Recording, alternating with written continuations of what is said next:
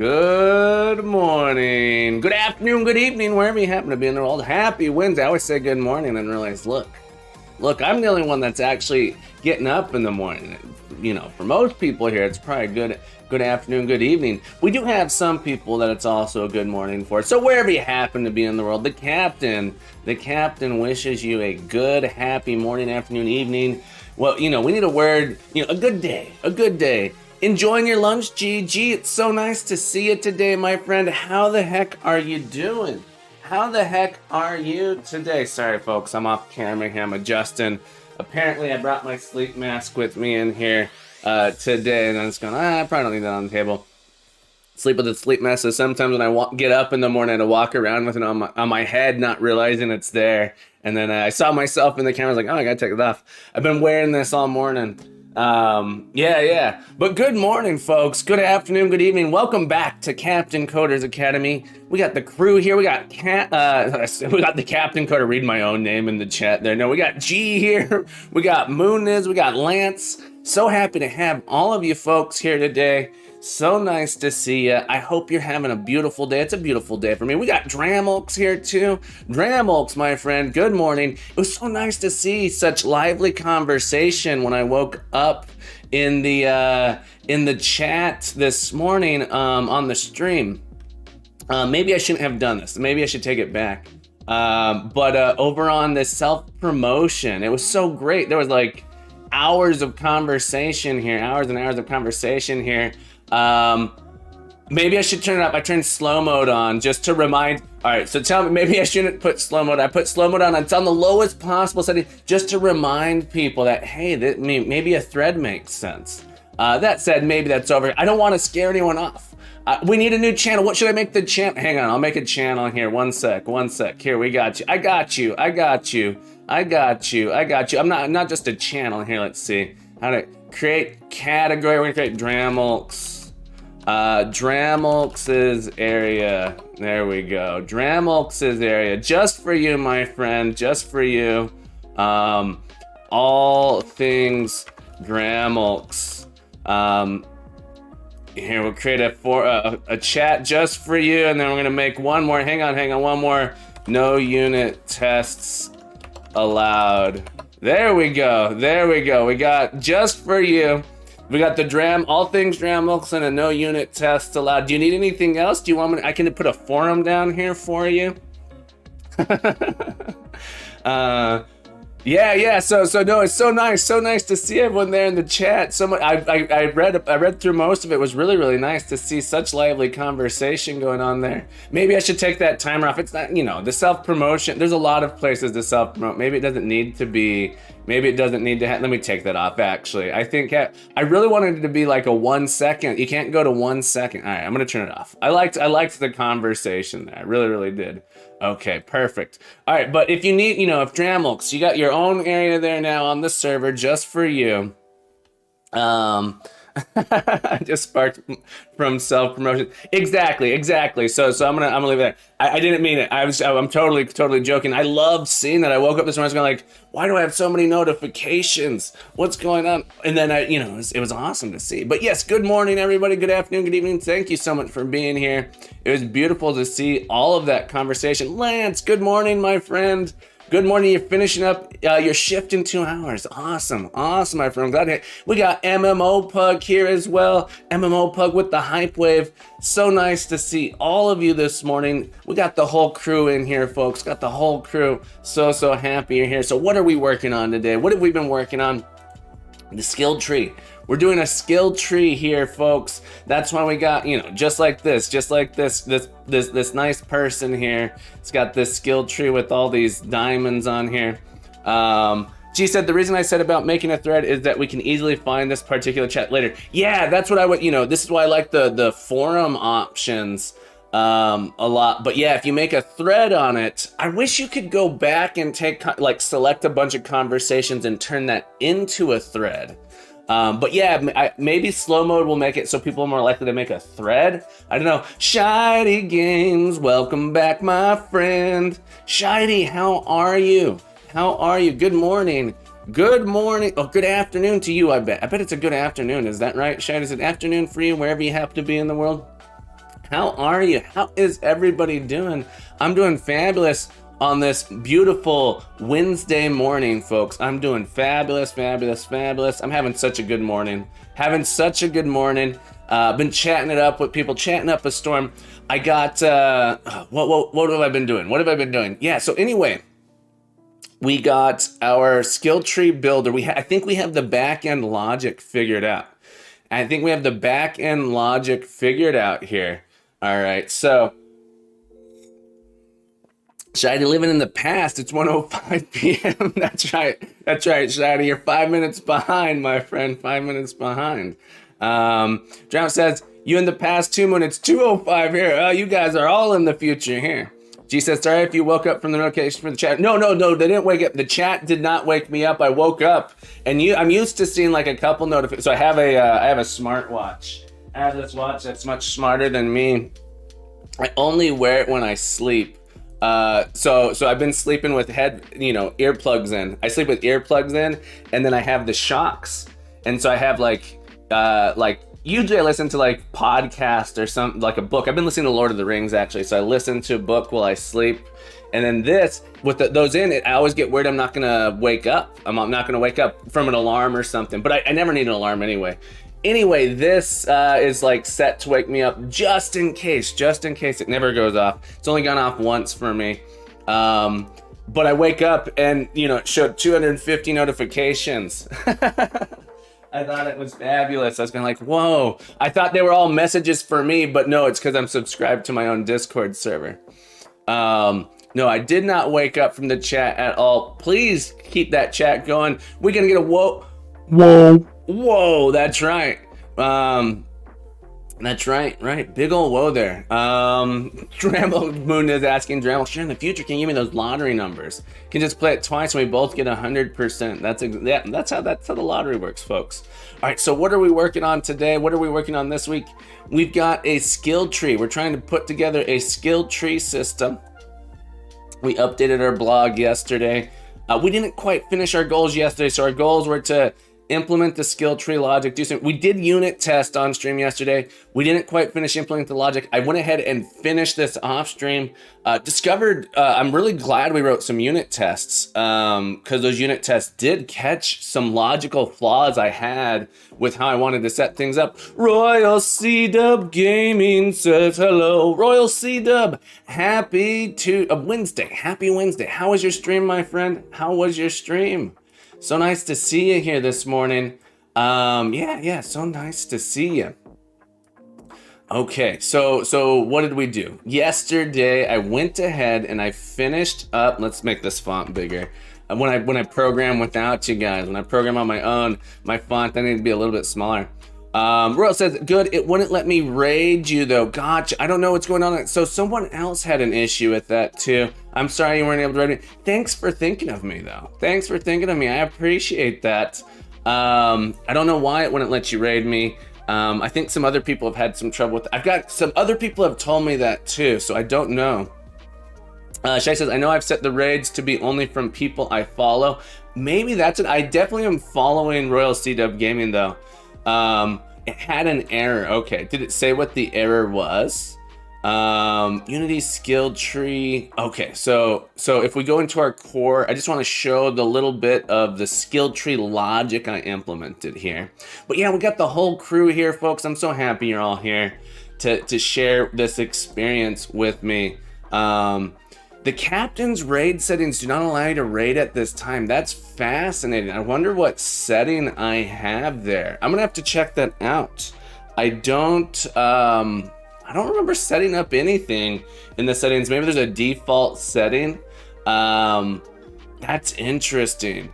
I'm so sorry that happened. Maybe there's like I have to have streaming for a certain amount of time before you can raid since it's the beginning. I don't know. I'll have to look into it. I'm so sorry you weren't able to raid Royal C-Dub. I appreciate the thought. That said, everyone, Royal C-Dub Gaming is an up-and-coming and aspiring indie game developer, 3D artist, and flight simulating champion, folks. Gotta give Royal C-Dub some love. He's currently working on a escape room game in Unreal Engine. designing his 3D models in Blender. It's awesome stuff. Check it out. Chainsaw over on YouTube says, hello, Captain. Chainsaw, good morning, my friend. Good afternoon, good evening, wherever you are. I keep saying good morning, but I get good day. Good day to you. Good day to you, Chainsaw. So nice. So nice of you to pop in, my friend. Happy to have you here. All right, so I did a little bit here more. Okay, so let's look at the API we came up yesterday. We did some revisions on the interface for our skill tree. Let's make this a little bit bigger. Did some revisions on the skill tree here. And so we go enjoy your breakfast, Royal C-Dub Gaming. Enjoy your breakfast, my friend.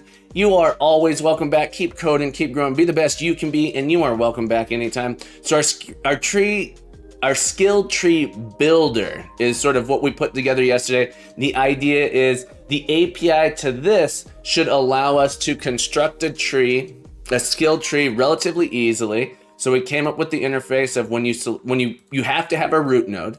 You have to have a root node, and then you can add parent-child relationships. All right, so you have a root node, and then every node, you can add new nodes, and it creates a directed edge in the graph from parent to child. So for example, we built this skill tree here. We have a hero, goes to divine sense, and spell casting, and then those can branch off this way, but it's a directed graph. Those arrows are important here. It's a directed, hopefully acyclical graph. Danny X, welcome to the crew. Danny X, I welcome you. Danny X, I'm so happy you are here at Captain Coder's Academy. Yes, Danny X, you are now one of us. Danny X, I hope you're here for fun. Danny X, I thank you for the follow, my friend. Danny X, thank you so much for following, my friend. Happy Wednesday to you. Welcome back. Nice to see you this morning. Revere, good morning, my friend. So nice to see you. So nice to see you. Chainsaw says, Captain, what is skill tree? What is the task today? Great question. So the skill tree is essentially going to be our sort of leveling up system in a game. So the idea is to build a library, a component that we can drop into several projects, or not several projects, but a project that's coming up. The goal is to have something we can drop into our Dungeon Crawler Jam 2023 coming up soon in April, folks. Beginning of April, we're going to be doing a streamathon here. But yes, so the idea would be that you can, as you level up, you get skill points, you can spend them on these things. So we built this system. We built this system with C# code. That's right, we built this system here that we can add skills this way, can add requirements this way. So you could, in your code, define your skill tree in this manner, where you say, okay, well, I'm gonna create a builder, and it's gonna start with a hero node, and then hero goes to spell casting, hero goes to divine sense, spell casting goes to lay on hands. Lay on hands requires level 2, divine sense goes to sacred oath, spell casting goes to sacred oath, sacred oath requires level 3, and you have a good alignment. And then we say builder.build, and we get a paladin tree out, and we get this thing here. So that was the end. That's sort of like the API we came up with. Under the hood, it uses a dictionary to construct a directed graph. It's a little bit trickier. It's a little bit trickier than just that. Enumerate, good morning, my friend. That's right, G. We built this skill tree. We built this skill tree on C#. Oh, it was on C#, my friend. Mugatu, welcome back, my friend. Good morning to you. Good afternoon, good evening. Happy Wednesday, folks. Enumerate, how are you? How are you going, Mugatu? My day is beautifully well. It's any day I get to code. I get up, I wake up and code. It's a beautiful day. It's a great way to start my morning. It's a great way to get my juices flowing, all my creativity gushing out of me into something fun. And we're here doing it. We wrote some unit tests yesterday. We got them passing. So, that's what I was going to show. I was going to show the unit tests. Real quick, just so everyone can see them here. Let's open this up. We got them passing. We built them up and we got them passing. they weren't quite passing yesterday, but I wanted to show the implementation real quick because I did a little bit off stream, so I wanted to talk through that. G says, I'm glad you guessed the song correctly. That's right. That bean water's good in the morning, folks. That bean water's good in the morning. Okay, so in our skill tree here, our skill tree builder, it's a little bit, it's not too long, 125 lines. That doesn't mean a lot, but I'm going to talk through this implementation just briefly so we can, if anyone's watching later trying to understand, well, how did you do it? You'll know how I did it. Internally, we're using a dictionary to represent a directed graph. All right, a dictionary to represent a directed graph. Superhero sentences up and away. That's right. All right, so when we build this thing, we need to keep track of the root node. All right, so this is when you start out, you have to have a root node, and we're passing in skills here, not skill nodes, and internally it's constructing skill nodes. So our dictionary has a list from the skill to the skill node itself. All right, and if we go look at the skill node itself, the skill node is essentially a node in a graph. It has a list of children. So this is a list of children, it has a directed list. It can go to these, and it has an additional set of requirements on top. So pretty straightforward. As we add children, as we add skills to the tree, it just adds them to this list. The tricky bit here is when we actually go to build this thing, we have to clone this skill node so that way it actually solidifies into one tree separate from any other tree. And so to clone it, we just do a recursive call on it. So we have this dictionary that keeps track of the nodes we have so far, and it just says, okay, if I already have a node for this, just return that node. Otherwise, we're going to make a new node, we're going to copy the requirements, and then we're going to recursively clone each of the children. So just sort of like goes in recursively, pulling out all of the properties of each of the children, constructing a copy of this graph that is immutable. So it ends up with this read-only list and the enumerable children. So at the end of the day, the object you get back is a copy of the one from the tree, not the one in the tree itself. And so you have your own copy of this graph. So a little bit tricky on the implementation, and not crazy, but pretty straightforward. So at the end of the day, we say, well, we just clone this root, and then we construct that graph for a quick lookup to get the node from our skill to our skill nodes. So if anyone has questions about that implementation, just let me know. Because I know it can be a little bit tricky to do graphs for the first time, but this is a directed acyclic graph. Happy to answer any questions someone might have about that implementation. Just wanted to walk through it very, very quickly. I know it's a little quick, but I wanted to show it just in case anyone's watching this later saying like, how did you do that? You didn't do that part on stream. We got close to doing it on stream. We started it on stream, and at the end of the day, we needed to say, okay, well, how do I end up building this thing at the end? You just build it by recursively going in and copying each of the nodes and making a new tree structure from the builder. Because we want to maintain when you call build, that if we continue modifying the builder, it doesn't modify the skill tree that was returned previously. So that was a property that I wanted. Future modifications to the builder do not affect the returned tree. So we had to sort of make a clone. Chainsaw asks, what is enumerable? Enumerable is kind of like a list. So this is a C# type enumerable. It's kind of like a list, except you can't index into it. This is something that you can start at the beginning and you can sort of observe each of the components inside. So you can think of this as something that you can use in a for each loop. And that's exactly how you tend to use it here. So if I have something that's an IEnumerable, I can loop over it and access each element in not a specific order, but from without needing to know specifically how long it is. It is more like a linked list. It's a lot like a linked list. In fact, lists happen to be enumerable types. Dictionaries happen to be enumerable types. It's just the generic idea of something you can loop over. That's the idea. Enumerate says, I've been good, went for a walk, cooked some chicken, worked on my project, been a productive so far. That is awesome, my friend, for being so, that sounds productive. For being so productive, Enumerate. I'm so glad you've been so productive. For being so productive, 50 points to you, my friend. You deserve it. You're being so productive. You deserve those points. It's literally, not literally, I could do nothing. It's the least I could do. It's next to the least thing I could do. All right, so we ended up with our skill tree here like this. And we wrote some tests. We'll look at those just briefly. Look at the tests just so you can see what they look like. And the tests are really, really straightforward. We build up the tree that we showed in that I showed before. So we build up this tree.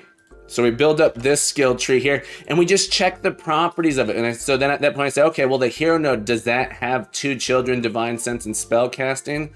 Does the divine sense have a child, sacred oath? Is the requirements, or do the requirements match what we're thinking here? And so we wrote those assertions here. So the root, it says, is the root node the hero skill? After we build it, is the root node have 2 children? Are those 2 children divine sense and spell casting? Can an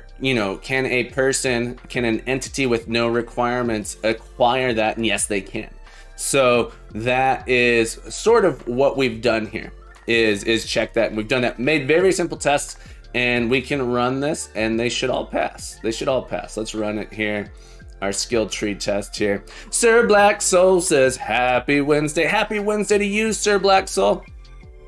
Chainsaw, do we have a point system for the user? Chainsaw, if you're referring to the point system, unfortunately, it's a Twitch only point system. I can't give points to people on YouTube. I'm trying to figure out that. It's a little tricky because Twitch uses what's called an IRC chat channel. So there's a way to observe who's in the chat without people actually chatting. On YouTube, it's a little bit harder to do. So or from what I understand, it's harder to do, and I don't have a tool to award points to YouTube users. I'm so sorry. I'm so sorry, but I do appreciate you being here. Shady says, on my side, I've made a cool special effect when you enter a mission scene now. You're entering as if you're in hyperspace and then release it Star Wars-like. So you have the actual map elements appearing the moment you're out of hyperspace. Pretty satisfying. That sounds awesome. That sounds awesome. Anyone who doesn't know, let's see, is it Shady? There we go. Shady Games is a fabulous indie game developer, folks, working on the ultimate 2D space shooter experience, Escape Space. You can wishlist it on Steam. Got to be sure to check out Shidy's stream, folks, on the screen. Look at that beautiful pixel art. Look at that gorgeous pixel art, folks. Go ahead and hit that little heart. Give Shady some love. Give Shady some, we got to go check that stream out. After you hit that little heart, folks, open up that web browser. You know you want to. You know you need to. Open up that web browser. Click on that link. It's easy. Click that link. Scroll on down. Add to your wish list because you want to know when it's out. When it's out, you want to be the first to know. You won't be the first to know because I already wish listed it before you. I'll be the first to know. You can be the second to know, though. Be the second to know. You got to be in the know. Shady, thank you so much for being here, my friend. Thank you for all the help you've all the joy and all the good stuff you're doing here. Sir Black Soul, I'm so sorry you got blocked there. You were just posting some developer links from Google.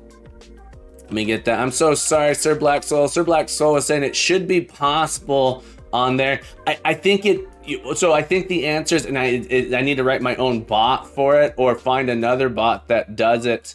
The main thing is that on Twitch, all of the bots I've found have it sort of built into Twitch. But yeah, it looks like you could do it this way. Yeah, the bots that I have don't observe that. Like you cannot see the YouTube chatters in the bots that I've been using. So let me change my mind here to say that this isn't built in. Srilam says immigration for it too. You'd need to have some runtime in between. However, yeah, so it's a level of sophistication that might just be beyond me at this point. I'd love to do it. So Chainsaw, I'm so sorry, but Sir Black Soul, for your contribution here, for sharing this. Thank you so much for sharing it. 50 points to you, my friend. I appreciate you. All right, but as you can see, our test pass. And I think I've already built this, but I'll run the build one more time. Bash build. This will compile our libraries and it's gonna dump them into our Unity project. which I think, yeah. So nothing changed on them, so I should be able to come to Unity, and we should be able to start accessing them here. So my goal today, what do I want to get done today? That's a great question. That's a great question. Thank you so much for asking, Captain Coder. We want to create a rough draft / a manual scroll tree. And when I say in my UI, I want to build a rough draft / manually build the UI. Checkspress says, I'm curious how many different types of interfaces you've written so far in this project. I mean, I've written no interfaces in this project so far. Or do you mean specifically toward the like dungeon crawler like toolkit that I'm sort of putting together? Mugado says, can I ask an unrelated question about C#? Of course. I don't know if I'll have, if I'll be able to answer, but I'll do my best. Mugado. Shiny's entering lurk mode. I'm gonna take a shower and start deving for the afternoon. Enjoy your lurk, my friend. At Captain Coder's Academy, we know you have many places you can choose to lurk, and we appreciate you choosing to lurk here, my friend. As always, Shiny, keep coding, keep growing, be the best you can be, and you are welcome back anytime, my friend, anytime. But yeah, Mugatu, feel free to ask. If it's too big of a question to answer on stream, I might ask you to put it in the Discord on the ask for help or ask a question there. But I'll do my best. We'll see, because we haven't gotten in yet. But my Chex is asking specifically about the UI interfaces. I haven't done any interfaces for the skill tree yet. I haven't done any. Just curious how many unique type classes interfaces so far. Interfaces. Good question. Specifically in this project, you're talking about C. I thought you were talking about like user interface. I have 1, 2, 3, 4, 5 interfaces. 5 interfaces defined in this project. So iSkill. So interfaces can be really small. So we have iSkill, iSkilled entity, iSkill node, iSkill requirement, and iSkill tree. So we have 5 interfaces here. It's nice because it hides the implementation, and you can be like, well, if I find a better way to do this, I could do that. Or if you want to do your own interface, you can. But says, I'm a musician and I'm making an interactive virtual reality album using Unity. Ooh, that sounds fascinating and cool. The idea is to be able to play the albums live using a VR game. I tried to trigger the audios using on trigger enter, but the audio has a latency. What should I study to understand and make the game more responsive? So playing the audio, it's like you press a thing and the audio takes a second to start. So one thing that I noticed is I had a similar thing. The audio clips themselves often have like white space, no noise at the beginning. So make sure, and I'm pointing at nothing here. Let me see if I can get some audio in here so I can show you sort of what I mean. Let's see if we have some audio. So you want to make sure that you have so MP3s do have compression at the beginning and end, so there is a delay. One thing here, let me see if I can get some music in here, just so you can see what I'm referring to. Give me a second here. Sorry. Bear with me, folks. I hope you're bearing. Are you bearing? Are you bearing with me? Where's my music here? One sec. Music library. So one of the things, let's see if on this one. Let's add this in here. I'm adding an MP3 so you can kind of see it. Wave files. So there's a compression associated with it. This one doesn't have it, but let me see here. Notice this one's an MP3. When I hit play, there's a delay. I don't know if you can hear the sound, but there's totally a delay when I hit play. And it's related to what Moon is saying. This is an MP3, so it decompresses for just a second. So you might want. I've had that issue specifically with MP3s. .ogg files and wave files tend to not have that as well. So .ogg you could look into as well. I hope that helps. I'd be really curious what your experience is. Unity Code says there's also low latency audio plugins for Unity and Fmod and some assets that are very popular for pro audio users. Yeah, so I think it's just related to that. That said, I'm not I'm not a sophisticated musician. I'm not a sophisticated audio engineer specifically with Unity, but I hope that helps. And Moon is, thank you so much. Chex Party says, you might need a third-party audio system for Unity for rhythm games. That sounds like a good place to start, like plugins. Yeah, cool. Take a look. I hope that helps. Great question, Mugat, too, for asking such a good question, because I think a lot of people probably know that. 50 points to you, my friend. And then everyone who helped with that, Mooniz, you don't need the points, but 50 points to you. Unity Coder, another 50 points to you. And Chex Party, thank you guys so much for helping out. I appreciate you being here and helping out. This community is awesome, folks. I love this community. It's making me so happy to see everyone out here doing and helping each other so much. I appreciate you. All right, so that said, my first goal, all right, so the things I want to try and get done, I don't know if we'll get done, I'll create a rough draft. So I'm gonna take my skill tree and see if I can put some nodes into the UI builder and have them arranged the way I want.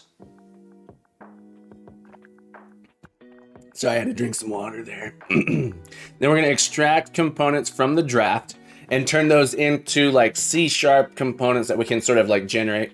And then the idea is I want to write a transformer, a tool that will take in an iSkill tree and produce for us a UXML, hopefully a UXML file we can use as the base for our skill tree. Royalty, do you guys think that I should make a Steam page for my game now, and would you play my escape? I would absolutely play your escape room game, Royal C-Dub. That said, I don't know, it might be premature to start making a Steam page for it unless it's finished. Like if you finished it, or if you have like it mostly done, if you have like a preview, then a Steam page might be worth it. That said, Steam pages, I think you have to pay $100 for them. Is that correct? Just a heads up on that. I think it costs $100 and has to go through manual review. And I think I don't know how stringent, I've never done a Steam page. But if anyone who's done a Steam page, tell us about the process. I'd love to know more. I don't think it would hurt to have a Steam page. That said, you don't want to go too early if your game's not ready. I think an itch.io page is probably the best way to get a game. Although your game, I don't know if your game runs in the browser. I think you're doing an Unreal desktop game. That said, I'd absolutely try it and play it. I love escape rooms, by the way. Sir Black Soul, you need to pay for each game before you get access to the publishing portal. Gotcha. Thank you, Sir Black Soul. Okay, so we're gonna make a package here. This is gonna be our Captain Coder. All right, and we're gonna do our inventory. Captain Coder inventory. Sir Blacksoul says reviews can be later, so you can go ahead, but it's wasted money if you don't publish. Gotcha. Inventory. Captain Coder inventory, Unity. No, not inventory. Hang on. This is skill tree. Skill tree. One more folder here. Captain Coder skill tree, Unity engine, like that. Okay, and then we're gonna come in here and we're gonna go ahead and make an assembly definition. This will be Captain Coder dot skill tree dot Unity engine, like that. And we gotta add in, we're gonna add in the references here, so you're gonna override this reference. Royal CW says, do you guys like Royal CW Studios or Royal CW Productions? That's a tough question. It's a tough question. Are you production? I don't know what's better. Does anyone have any thoughts on that? We're gonna include the Captain Coder.skilltree.dll. I like Royal CW Games. Well, what's wrong with Royal CW Gaming? I like studios. So Sir Blackswell says, however, studio. Royal CW Studios. For Steam page, I like Royal CW Games. That seems pretty good. That said, it's hard for me to know exactly. All right, so we got that in here. Then I'm gonna create a folder for our UI stuff. If you're a studio, then if so, studio. That makes sense. C# behavior. I just want this to get not complained too much. Okay. Ambitious. I'm going for Shift D Studios. Shift D Studios. Ooh, Ye Old Tars King. That's a clever name. I love that name. Ye Old Tars King. So nice to see you, my friend. How the heck are you today? How are you on this beautiful Wednesday? All right, so we're gonna create a UI toolkit thing here. I want to create a UI document. I'm gonna call this manual. We'll call this Paladin skill tree. All right, call it Paladin skill tree. And my idea here is to do the skill tree, this skill tree. Okay. Royal C Dubs is just me making the game. Chex Pie says UI. That's right. That's right. We're getting ambitious. We're getting ambitious. Chex Party. All right, so we're gonna open up the UI builder here. It's a big old builder. I guess we need some images here. Let me open up Inkscape. We're gonna do some images, some silly images, and not silly, but simple images in Inkscape.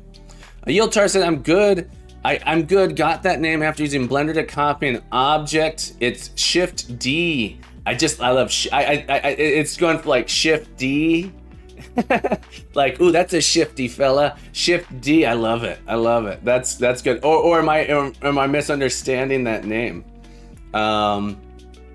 Okay, so we got this. I want to just make a really simple. Can we do a diamond?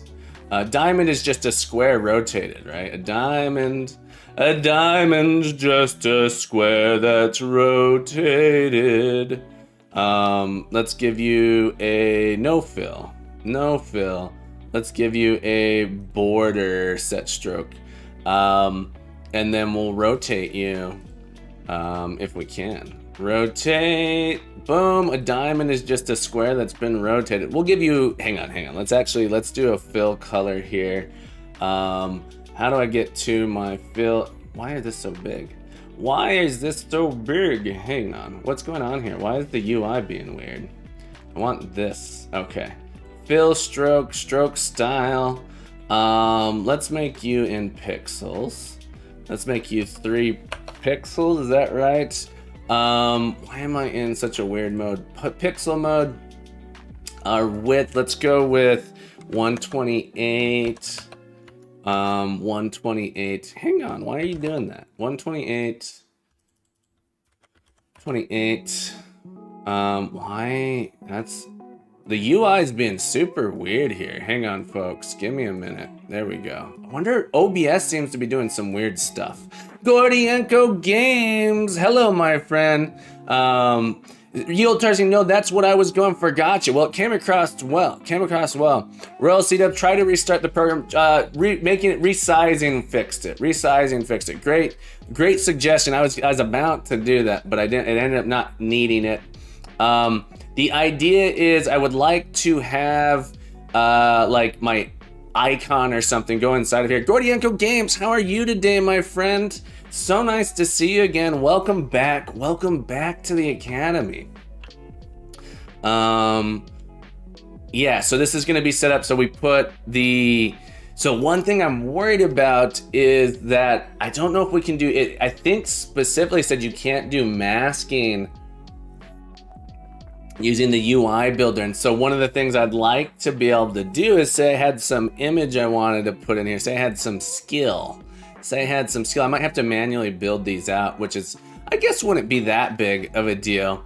But Captain Coder's, I don't know if you guys know this. Captain Coder likes to be lazy.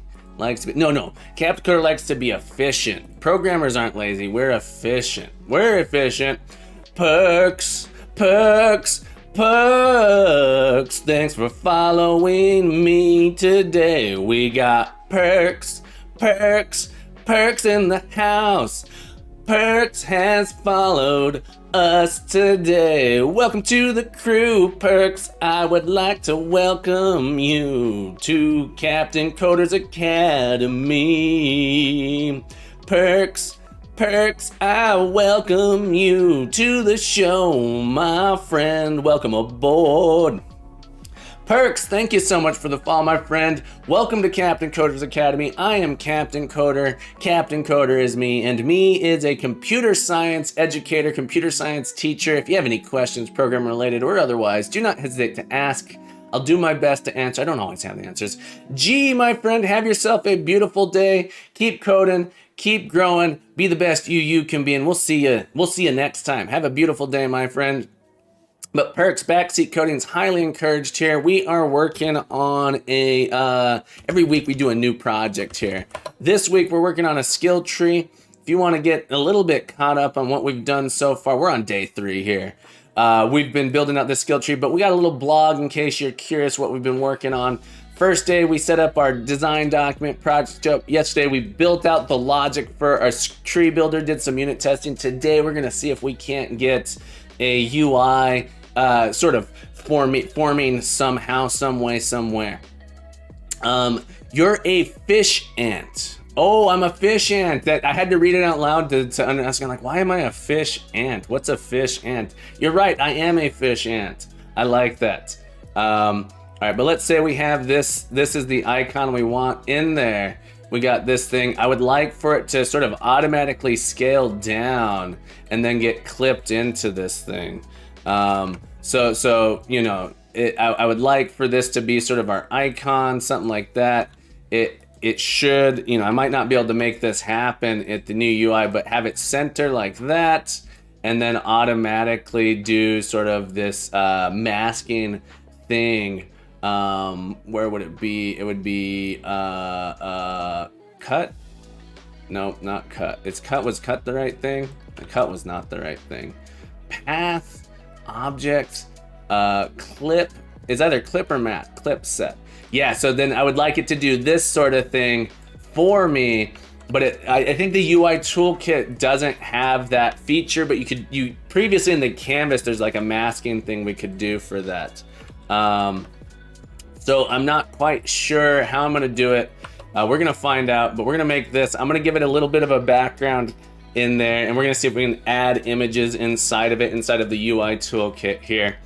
But yeah, I was gonna make another copy of it, align these, control A, align them, and then shrink that just down at, nope, I just want one, just the top one. Now we shrink it down inside, get that there.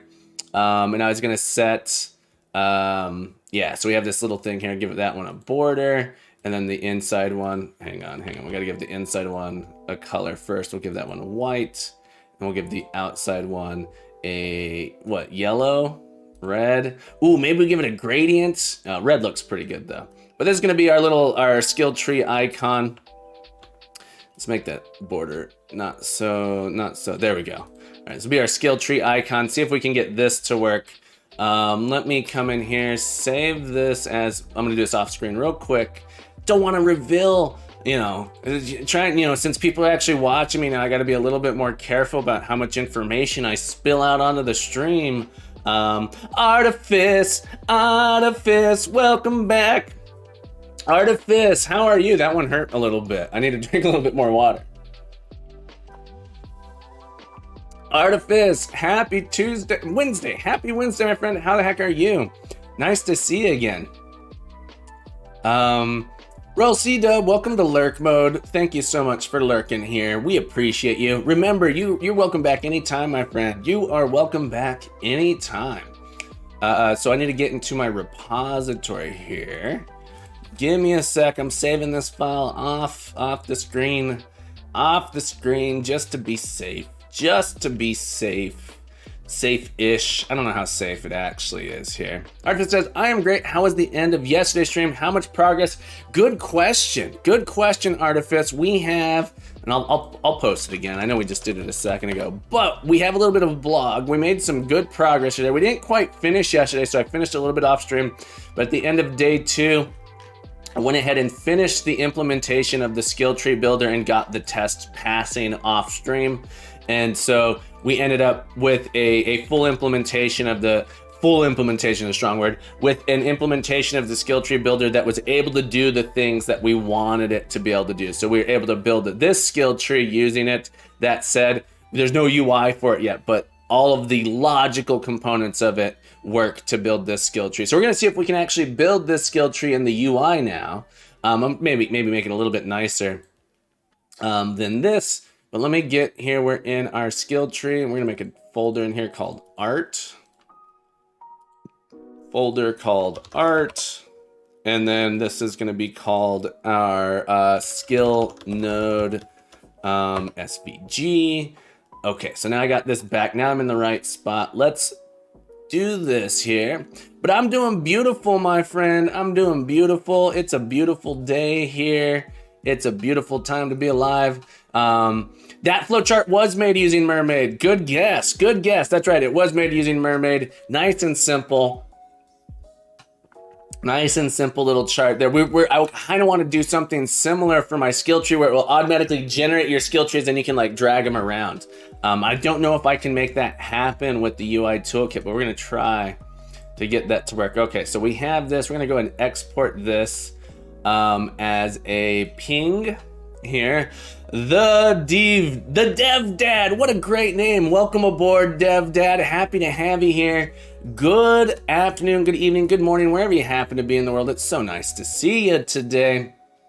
How the heck are you? Welcome, welcome, welcome, welcome. Let's see here. This is going into, I thought this would just remember where I was, but it didn't. So we're gonna come back into our, where are you? Where are you? I'm so sorry. Give me a second here. I got to, save this file, get Captain Coder org. Then we got, let's see here. This is our skill tree project, art. So we want to export this asset directly into our project. Unity skill tree assets, Captain Coder skill tree, Unity engine UI.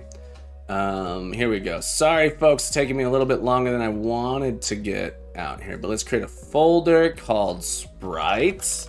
Ben Smith says, good morning, everyone. Ben Smith, welcome back, my friend. So nice to see you again. Happy Wednesday. How the heck are you, Ben?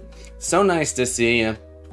We'll call this skill node like that. We'll save that. We're going to export that here. All right, so let's see if we can get that into our skill tree.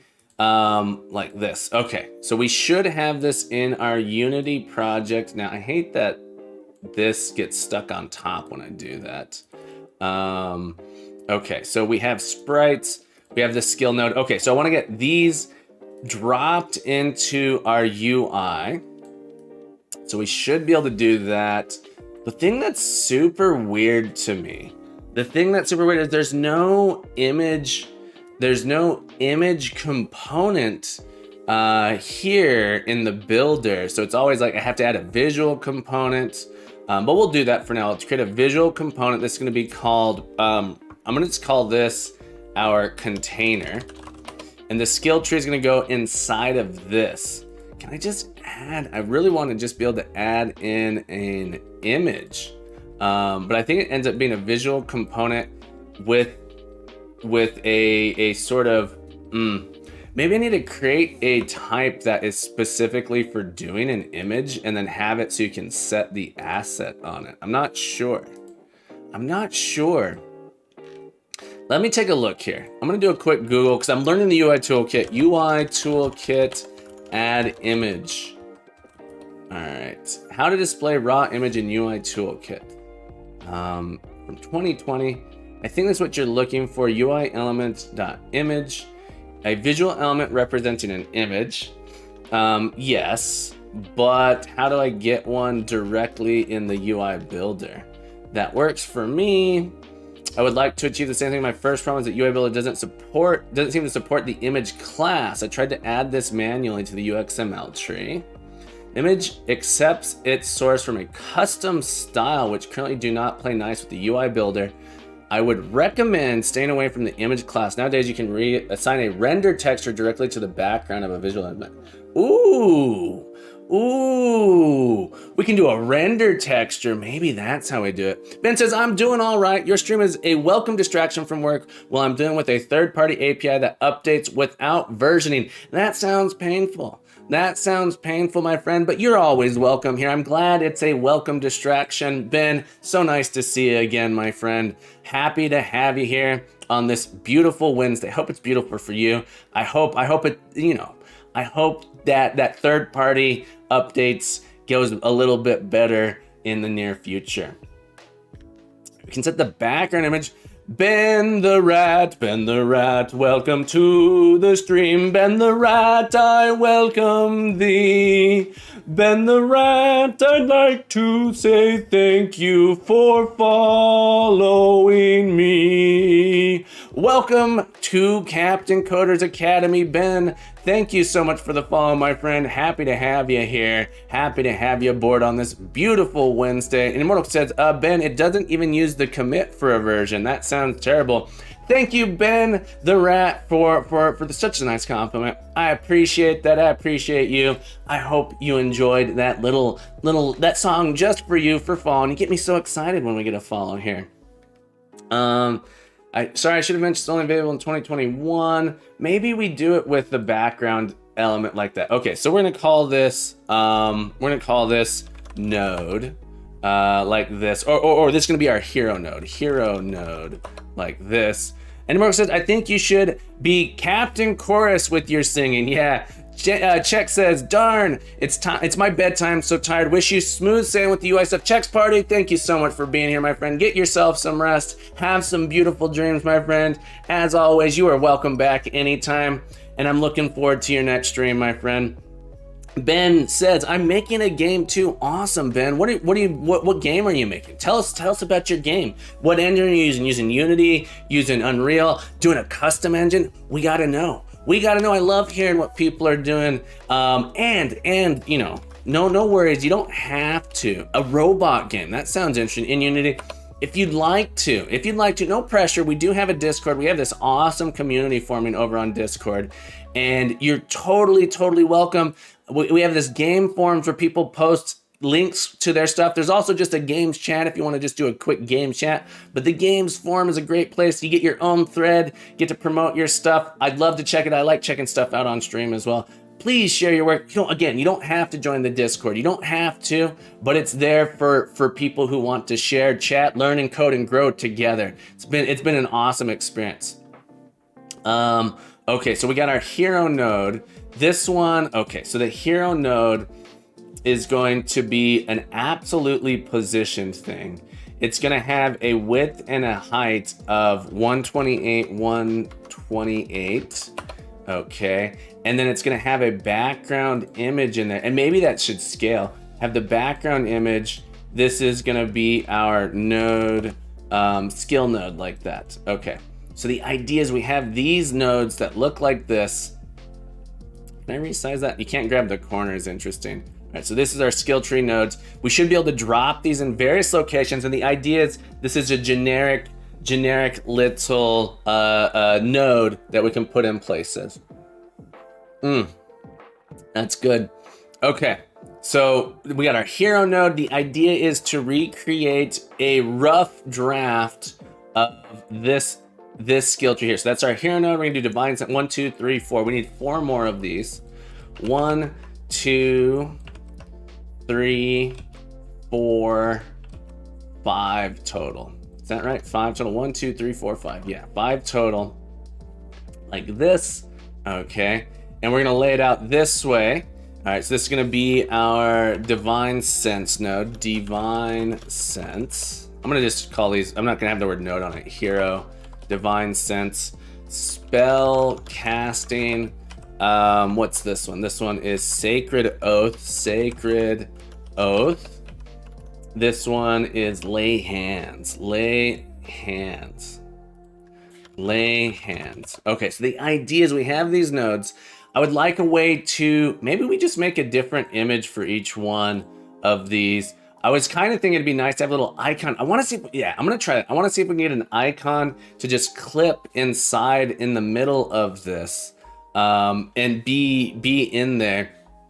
I don't think it's possible with the UI toolkit though. It's something that's limiting that I know I could do in the Canvas system, the Unity GUI system, the UGUI, would be that I could just put a mask on something and say, oh, I want you to mask to this. So I don't think that's possible here. Let's see, UI toolkit, mask image. I don't think we can do that. Any way to mask with UI toolkit? UI masking, No, this isn't going to be for that. Any way to mask? This one's from 2022. I think it's saying it's only possible to use rectangular masks. You have to set overflow hidden on the mask element and define the height and width. The child element needs to have position absolute.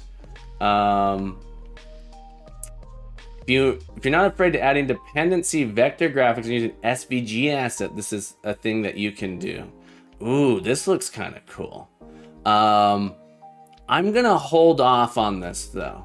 I'm gonna hold off on this. I don't use an SVG as a mask. Yes, in a screenshot above, the red parts are just red rectangles being masked by the parent VE. For your use case, you could be okay giving to a Unity the SVG file filled. I'm gonna look into this later because this looks complex and you know, not necessarily a supported feature, but a feature that you can do using a third-party thing. So this looks interesting. Looks like we'll be able to do it. That said, I'm gonna make a couple other so our icons are gonna be the internal, just sort of, I'm gonna manually build them like this, where I basically get the inside diamond is gonna be manually created by me. And so we're gonna go find some, we're gonna generate ourselves some icons. So let's get Leonardo AI open, see if we can do anything cool with Leonardo AI, folks. We're gonna give it a shot. Give it a shot. You know I love my AI. Where do I send my anything that I'm making in the Discord? Good question. So I would, if it's a game, you can either put it, the best places I think would be the games forum. So the games forum will create a thread that's like you can continue to update later, or just games chat, and this is sort of like a chat room, and eventually it'll scroll up as people chat more in there. I do think games forum is a nice place to post it though, so that you have like a continuous thread in there. I hope that makes sense, Ben. Okay, let me log in here. All right, we're gonna do some generation. It doesn't show me that. So in the Discord on the left side, I know there's quite a few channels at this point. You might need, it's under share your work. It's under share your work, games forum. There, so make sure you're in the share your work section in the games forum. And make sure you're on the Captain Coders Academy. All right, I hope that makes sense. Artifice says, talking about AI, I've been playing with ChatGPT for writing random stories. Yeah, it's pretty fun. And then using a voice-generated AI to read it. Very cool. Very cool. Have no real life for it. Oh, no real life use for it, but it's pretty cool. Tim Spurgeons, good morning. Artifice, I play around with it all the time too. I use it to generate, so I taught a class this past term, current term, there's one more week left in it, on a coding interactive fiction, and we used it quite a bit to generate stuff. All right, so we're gonna try and generate some stuff here. Our skills are a hero. All right, so we're gonna go with hero icon, RPG hero icon. We'll click generate here. The other one we're gonna generate is our divine sense, We're just put these in, see what this comes up with if we say these specifically in divine sense. Spell casting icon. We had sacred oath icon, lay hands icon. So we're gonna see what those generate for us. I'm gonna let these generate off screen just to be safe, because you never know what they might produce here. Ooh, I like it. There's some good stuff here. So this is gonna be sort of the inspiration for our hero icon. I'm gonna go ahead and download that. I like that. We're gonna start with just this one here. So we'll save this image as, in our art, we gotta come up to our, what are we doing here? This is our skill tree here. Tim Spurgeon, so nice to see you, my friend. How the heck are you? I don't know if I asked that, but I'd love to know how you're doing. This is a hero AI generator, jaded, like that. Then we had our, I think our divine sense. I don't know how I feel about some of these. I think we'll go with this one here just for divine sense. See if we can trim that out a little bit. Save that. Divine sense generated. Ben, thank you so much for saying that. We'll check that out in just a moment. Check that out in just a moment. This is our spell casting icon. I like this one. This one's pretty cool. Spell casting. So they've trained this one specifically for game generation stuff. Spell casting generated. Artifice. I think it's really, really good. Generally good. Getting over whatever going around. Thanks for asking. I'm glad you're getting over it. It can take some time to get there. I'm glad. I hope you're feeling better.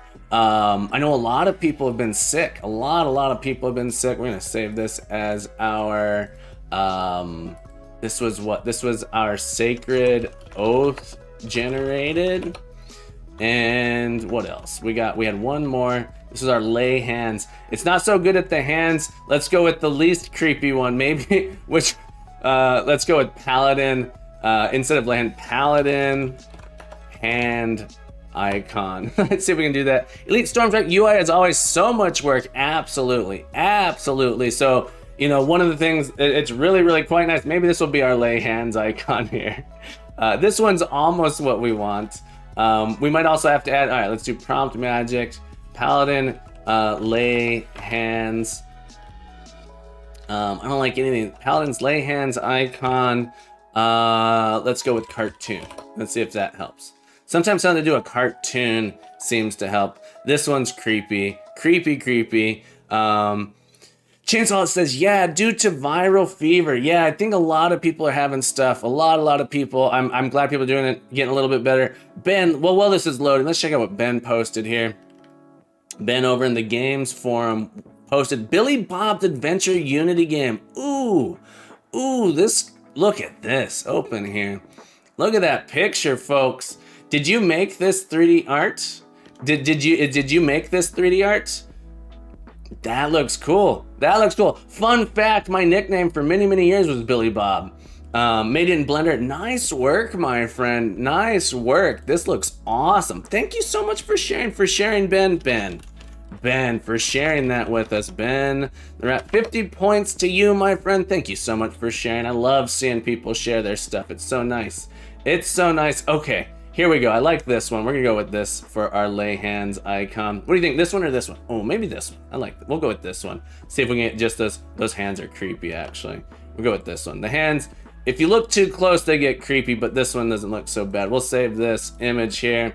Lay hands generated like that. We're gonna save that. We're gonna see if we can get these into our, get them clipped out nicely. Ben the Rat says, I will keep posting when I finish the idle animation and run and jump animations, and I will record it and send. Awesome. I'm looking forward to it. I am looking forward to it. Again, thank you so much for sharing. We love to see it.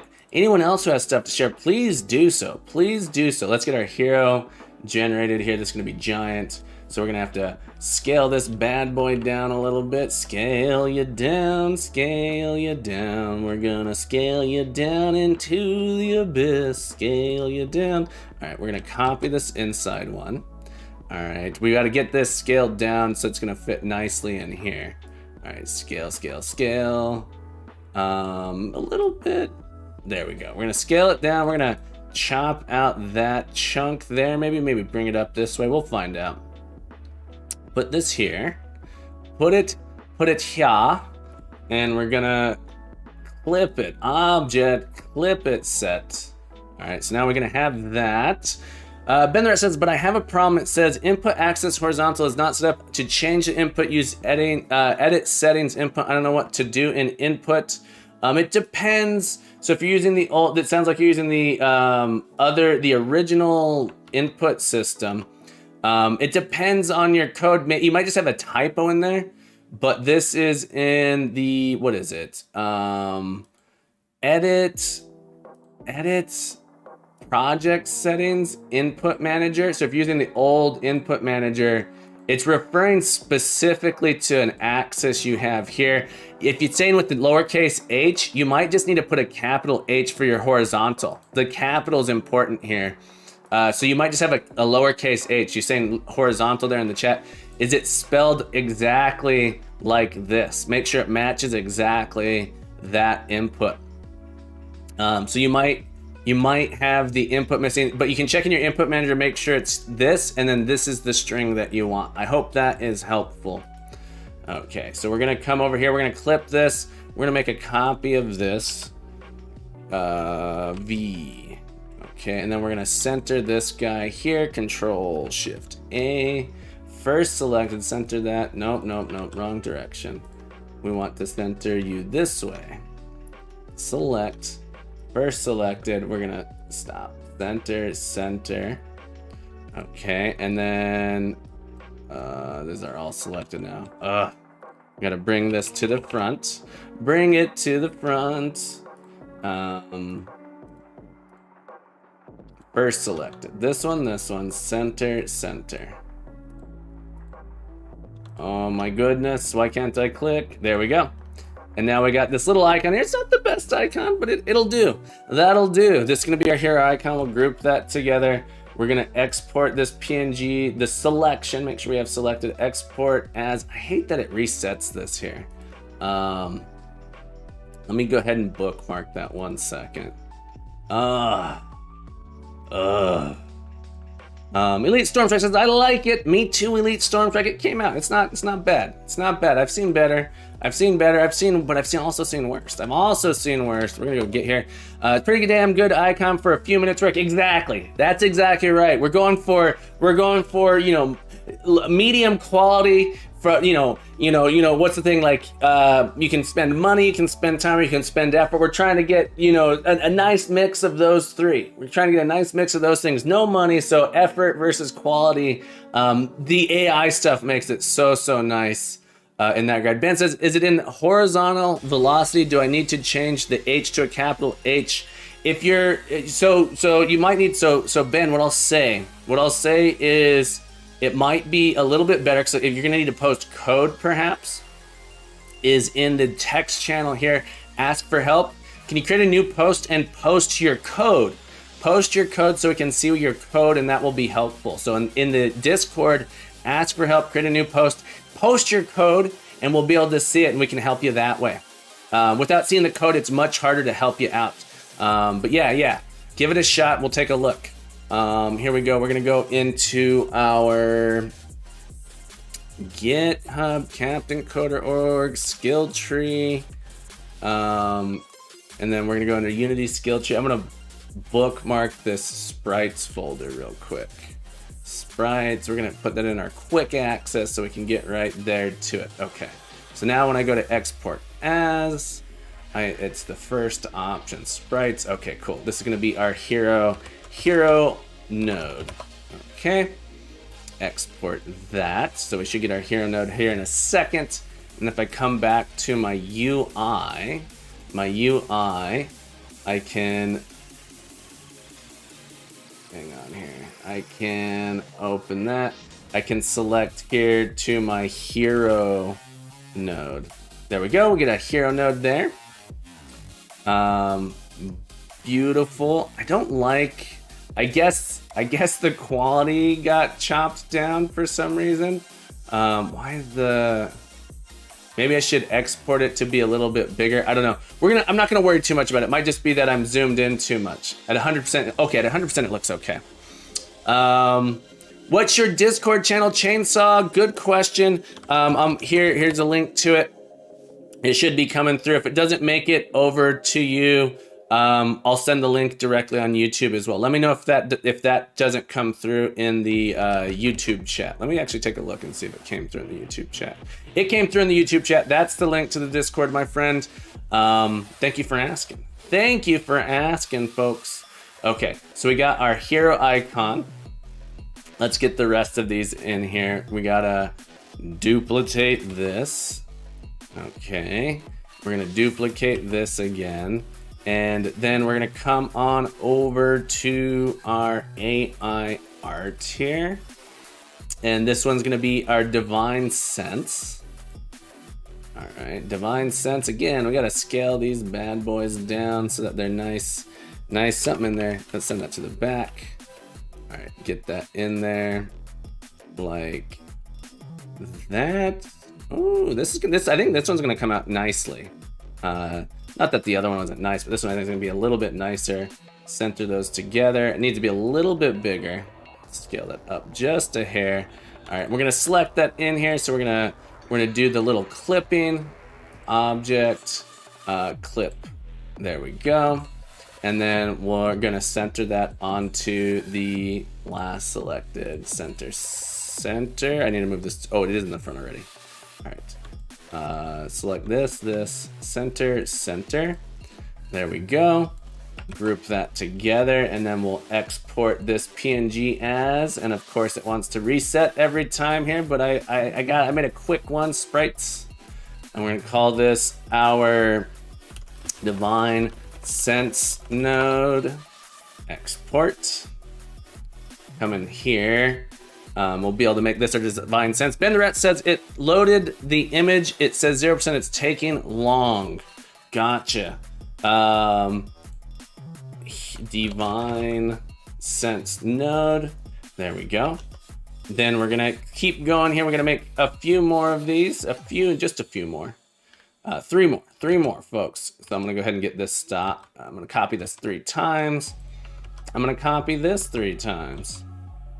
Just to get myself prepared. Then I'm gonna drag in here. We got our sacred oath. In here, we'll shrink this down, sacred oath. We've got our lay hands. We'll shrink that down. And then we have spell casting. All right, so those are the ones we gotta make. Done sending it. All right, cool, let's check it out. Here. So, Ben the Rat was saying over on Ask for Help, I need help with this. Oh, let's see here. Can you like copy and paste your code? So you should copy and paste the code in there specifically. So watch real quick on the screen. I'll show you how to do it. There's a couple ways to do it, but the let me go here. If you do the following in the chat, you use 3 backticks like this. See these 3 backticks? 3 backticks, and then you paste your code in between. So if I have this big chunk of code here, and I paste it in between, when you send this code, it will format it for you that way. So it's 3 backticks, your code, and then 3 more backticks. Let me know if that helps you out, Ben the Rat. Let's get it in there. I'd love to help you out. Yeah, so I hope that helps. Alternatively, you could post it on Pastebin or on Pastebin and send the link.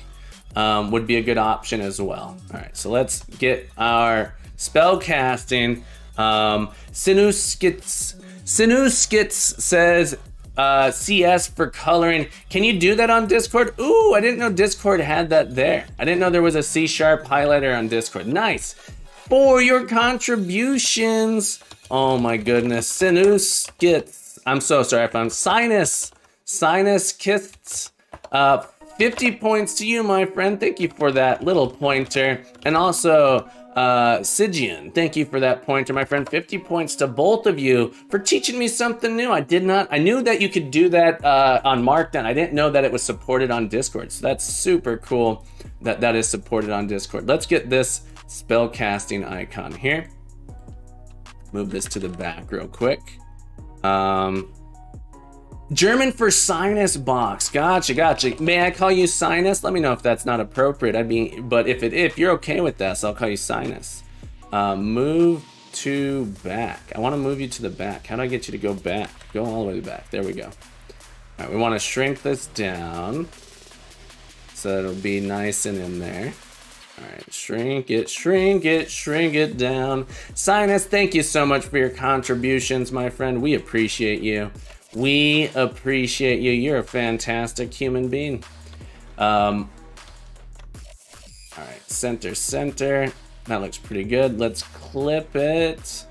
Needs to be slightly bigger. And then we're gonna clip it here. Object, clip, set. All right, and we're gonna take this and we're gonna center it here and here. And then we're gonna take that and center that here. Yeah, center. Okay, and this is going to be our spell casting node. So we're going to group that. Export selection as sprites spell casting node. Export. Get our spell casting node in here. Spell casting node. There we go. We got our spell casting node. 2 more to go, folks. 2 more to go. 2 more to go. We're gonna get there. We're gonna get there real soon. All right, so next, we got 2 more. How did I not? I thought I had 1 more of this. All right, we'll make 1 more. We're gonna crop this down. PVD, I want to thank you for following me. PVD, welcome to the academy. PVD, welcome to the crew. I'm welcoming you today. Thank you for following me. Ooh, sorry for that, folks, for having to suffer through that. PVD, thank you so much for the follow, my friend. Welcome aboard. Welcome to Captain Coder's Academy. I'm so happy you're here this morning. Happy Wednesday. I hope it's a beautiful day wherever you happen to be in the world. Captain Coder's Academy, folks. Hang on, I'm so sorry. That song was not the best, for having to suffer through that, for enduring that, everybody. 50 points to all of you. Thank you so much for being here. But PVD, if you didn't know, Captain Coder is me is Captain Coder, and Captain Coder is a computer science educator. We are here to learn and code and grow together as a community. So if you have any questions, program related or otherwise, do not, and I repeat, do not hesitate to ask. I love hearing your questions. That said, keep them family friendly. This is a family friendly stream. I know we're on Twitch. Where, you know, in some streams anything goes, but this stream is family friendly, folks. Trying to do my best to make this appropriate and fun for everyone. I want Bobby, I want Susie, I want everyone to be able to come and watch this. That said, backseat coding is absolutely encouraged here as well. So if you would like, if you see something, say something. That's how we learn stuff together. I've learned so much from people backseat coding here with me. I can't promise I will always accept what you're trying to, you know, suggest, but I'm happy to entertain it. So do not hesitate. I repeat, do not hesitate to ask questions. We want to learn and code and grow together here. All right. But yeah, thank you so much for the follow. Thank you. Okay, so this is Chainsaw says you should be a singer. You should be a singer. A divorced fork. That's my favorite. You know, that's one of my. I'm gonna say that's my favorite name. It's one of my favorite names. I don't want to play favorites. Here. Divorced fork. Good morning. How the heck are you? Welcome back. It's so nice to see you today. How the heck are you, my friend? This is our Sacred Oath. Is this one Sacred Oath? I think this one's Sacred Oath. All right, so we're gonna export this as Sacred Oath node. Go and export that. But we're making a lot of progress here. We got to take a break here soon. But we're gonna get this in here. This is our Sacred Oath node. Sacred Oath node. We're gonna add a Sacred Oath. Divorce worked very well. Week is flying by yourself. I'm having a beautiful morning, a beautiful day. It's a beautiful Wednesday. I'm up here, you know, I'm awake, I'm coding. It's wake up and code. We're making a UI. It's coming out great. We've got, you know, we're on day 3 of 6, so we have plenty of time not to panic on this project. These nodes are coming out beautiful. I'm actually really happy with these nodes, considering I've been spending maybe 15 minutes so far making them. But we're gonna have a skill tree here before you know it, there's gonna be a skill tree, folks, and then you're gonna be like, wow, I didn't know we had a skill tree, but now there it is. All right, so let's get this guy lined up here. Let's center, and then we'll clip it, folks. Gonna clip it, set that clip. Getting better at making these nodes too. Elite Storm Strike says, let's see skill tree of 1,000 nodes. That would be nice content. Yeah, we're not, well, you know, a lot of people say go big or go home, and I say, well, sometimes the small thing, sometimes big things are overwhelming. Sometimes the big things overwhelm us. So I'm trying not to be too overwhelmed. All right, let's save that. Did we group that together? We did. This is our lay hands. Okay, so we're gonna make this our lay hands node. Lay hands node. Okay. Fabic says, hello everyone. Fabic, welcome back, my friend. It's so nice to see you. Good morning, good afternoon, good evening, wherever you happen to be in the world. How are you on this beautiful, did I actually click export? You gotta actually click export for it to actually export. There we go. How are you today, Fabic? It's nice to see you. We got the whole crew here, man. This is awesome. This is awesome. This one was our lay hands node. Okay. So we have our base, all of our nodes.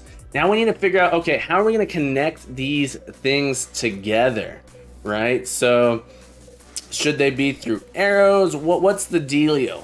What's the dealio with that? I think what I want to have is have it be 8 directional. I think the easy way to do it would be to make it so that I have sort of lines that can connect between them that I guess are essentially directional, right? So, ooh, and then also like I'm gonna need another version of these where it's like, oh, and if you have this one, it turns like a different color or something. I'm not sure.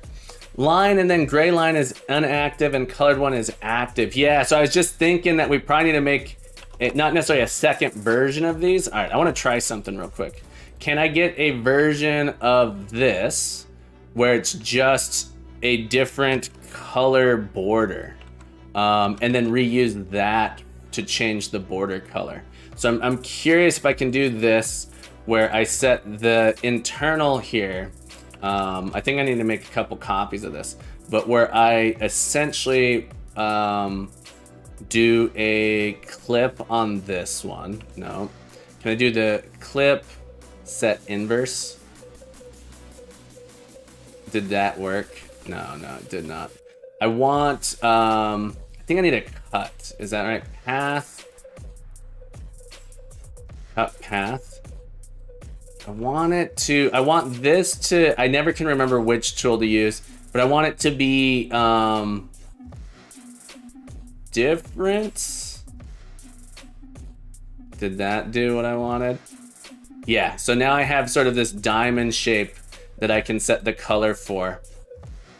So if you have it, it's just gonna change colors. So my idea is maybe I can get this to be an image that goes on top of it if it's purchased. So we're gonna try that. Export as, and we're gonna call this our acquired node border, like that. Yeah, we're gonna give that a shot, and we're gonna see if we can add that in there. But yeah, we're gonna have to add lines between these, and I'm not sure how I'm gonna do it. One thing that might be difficult is get the lines to look, you know, I might have to just say, okay, well, we're gonna allow 8 directions up, you know, or would that be 6 directions? 1, 2, 3, 4, 5, 6, 7, 8. So we might allow 8 directions. I provide 8 different arrows for you. And if you want more connections or something, you might have to define those yourself. Although it'd be really cool to have like a flexible arrow that gets drawn. I don't know if we have a canvas-esque system. Or maybe we could generate some SVGs. That seems hard. I'm not sure. Okay, but I wanted to see, okay, if I add in here, inside of this, I was gonna add in an underline thing here. This is gonna be like our selected border. I wanna see if I add in a selected border, acquired, I should call it acquired border. Okay, cool. So really, really easy to swap that out. I wasn't sure if we'd be able to do that or not. If I want to select one of these, I can just boom, drop in a different border like that. So not too hard to do. Sweet. So I wasn't sure. Now we got it. I'm happy with that. That's really cool. That was easy. That was easy to do. Okay. All right. So now we're going to, I guess, add in some arrows or lines between them. Yeah, I think I gotta make that happen. I don't think there is a way to dynamically have the arrows. That would be hard in the canvas system too, though. or non-trivial in the Canvas system for sure. All right, so let's get some lines out here. Are there rotations? Can we do transform rotations? There are rotations. Okay, so maybe we only need one arrow and we can sort of rotate it where we need it to go. Okay, so I'm gonna create an arrow. So this is really like stupid easy to make an arrow here. Well, before I say that, let me make an arrow before I say it's stupid easy. We should be able to undo, say that, add an arrow to the end. Why did that not add an arrow to the end? All right, so I said it's stupid easy and then immediately unable to do it. Immediately unable to do it. Why can't I do that now? Pixels, go with 5 pixels thick. I've done this. There it goes. There it goes. That arrow's fat. Do we even want arrows? Maybe I don't want an arrow on the end. Why does that one not work? That's interesting. Or maybe we got a smaller arrow here. There we go. There we go. We'll do arrows like this. No arrows, Dramux? All right, Dramux says no arrows, so we're gonna do arrows, folks. No arrow? Okay. All right, no arrow. No arrow. Go away. Dramulk says no arrows, so we gotta add arrows to him. All right, go with 4. Just make a really, that's maybe 10 pixels. 10 pixels. And we were saying gray. Well, I think we should be able to adjust the color on it. So if I set it to like a gray color, arrow in the middle, Fabric says. Maybe arrow in the middle, that might not be a bad idea. I'm gonna leave it style-wise. I don't think it's that big of a deal. Why does it keep changing back to not pixels? We're gonna make these 50 pixels long, like that. Arrow 20 pixels to the side and to 90-degree angle. Interesting, interesting. All right, so I'm gonna export this as just line.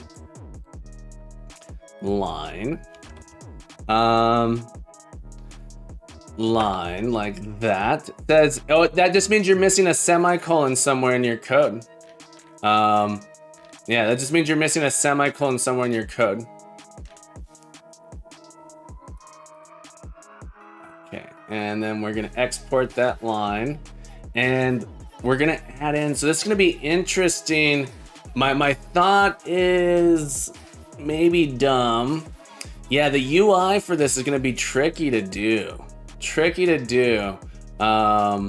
Especially if you want any kind of, yeah, that's gonna be tricky. There's some vector API in Unity. Yeah, Unity Coder, I saw that. And so I think it might make sense to do some vector stuff.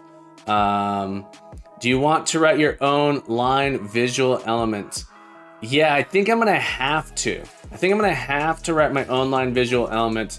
All right, we're gonna leave it at this for now. Let's look at the kit here. I have to go. Stream wasn't enjoyable as always. Even though I don't do game dev at all, I still find it really interesting. Artifice, thank you for hanging out, my friend. Have yourself a beautiful day. Keep coding, keep growing, be the best you can be. And if you have any questions, you don't have to ask, but I don't know, I was gonna say, you're welcome back anytime. That's what I'm going for. You're welcome back anytime. Drell says, doing custom layouts with UGUI is already tricky, so with UI Toolkit, I have no idea. If I can do SVGs here, so my thought was like, if I have like a canvas thing, if I could do SVGs, yeah, I gotta look into that. Okay, Unity, UI Toolkit, SVG support. Is UI Builder meant to support SVGs? If I can dynamically create a vector graphic in there, then there isn't that big of a difference between UI Toolkit and UGUI. Yeah, so I don't think there's that big of a difference. SVG import. This package provides an SVG importer that reads and interprets SVG documents and generates 2D sprites for use in Unity. I might be able to do something where I dynamically generate a vector graphic. That would be fascinating. It's tricky to do it in both. Yeah, Dreamworks, that's right. There are some limitations for sure. Okay, so what I think I'm gonna do for now, Unity UI Toolkit, vector graphics. Yeah, I don't know if the SVG importer is the right thing to do. I think I might need to do some SVG importer, question UI Toolkit, and vector graphics. How possible do you use vector graphics UI Toolkit? It's compatible with vector graphics.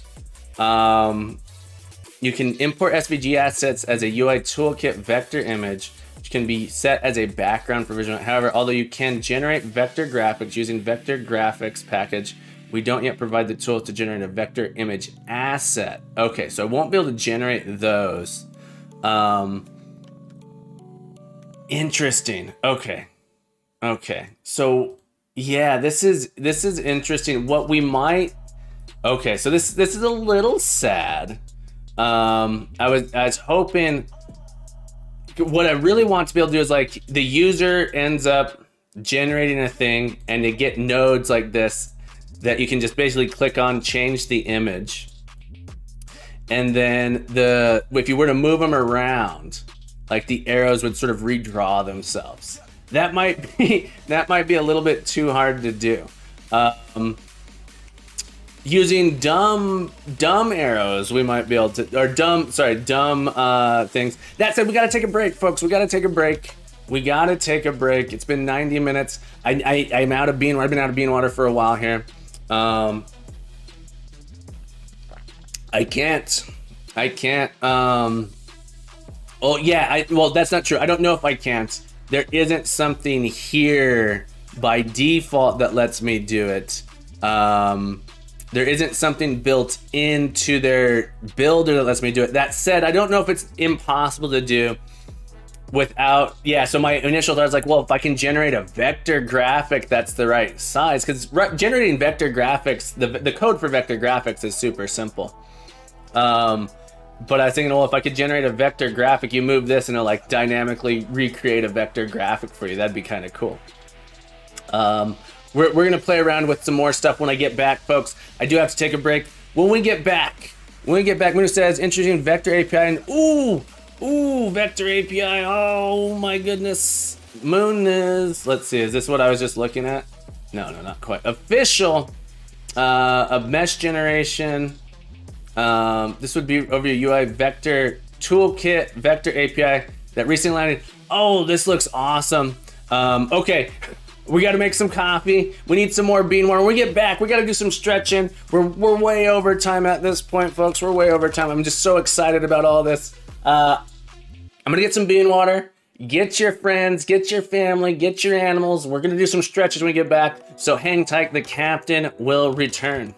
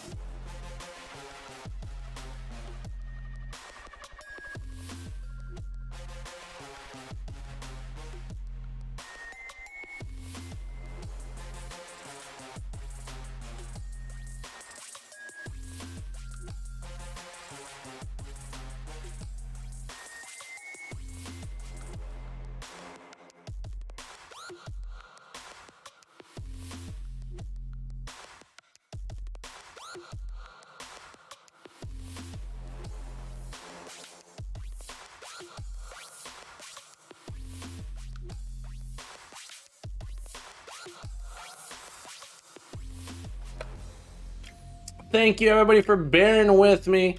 Welcome. Oh, I'm gonna say welcome back. I am back. The captain's back, folk. I'm so happy to be here again with you. But we're gonna hop into it here. We're gonna do some stretches. Gotta take care of yourself. If you're like me, you're a coding troll. You're not, hunched over your computer, hurting yourself. Those repeated stress injuries hitting you hard. You don't even know it. You don't even know that you got those RSI problems coming up, creeping in on you. So we're gonna take care of ourselves to help slow those down, prevent them. It's hard to prevent them completely, but we're gonna help slow them down. We're gonna help slow them down. So get on up with me. We're gonna do some stretch. We're gonna take care of ourselves. Right now, we're gonna do some quad stretches, folks. We're gonna stretch out those quads. We're gonna take care of ourselves. If you can, stretch your quads. If you can't get up, if you're not able to stretch that quad, I recommend doing some other kind of stretch. But go ahead and get that. I'm gonna start with my right leg. Get that right leg up, grab that foot, and pull it in as tight as you can. If you have any pain there, that it's not okay. Make sure you're not having any pain. Instead, you wanna feel the tension, feel an extension here in your quadricep. That's sort of, the front of your upper leg there. If you're pulling it up here and you don't feel anything, you can lean into it. Use your arm as a counterbalance and lean into it and really get a nice stretch in there. Oh yeah, we're gonna hold this for another 15 seconds, folks, and we're gonna switch legs. Hold it in there nice and tight, engage that core. Take care of ourselves, taking care of ourselves, making sure we love ourselves, love our bodies. The captain loves you, and so you should love you, and if you love you, go ahead and let that leg down. We're gonna switch sides here. If you love you, that means you love yourself. And if you love yourself, you gotta love your body. If you love your body, you gotta take care of your body.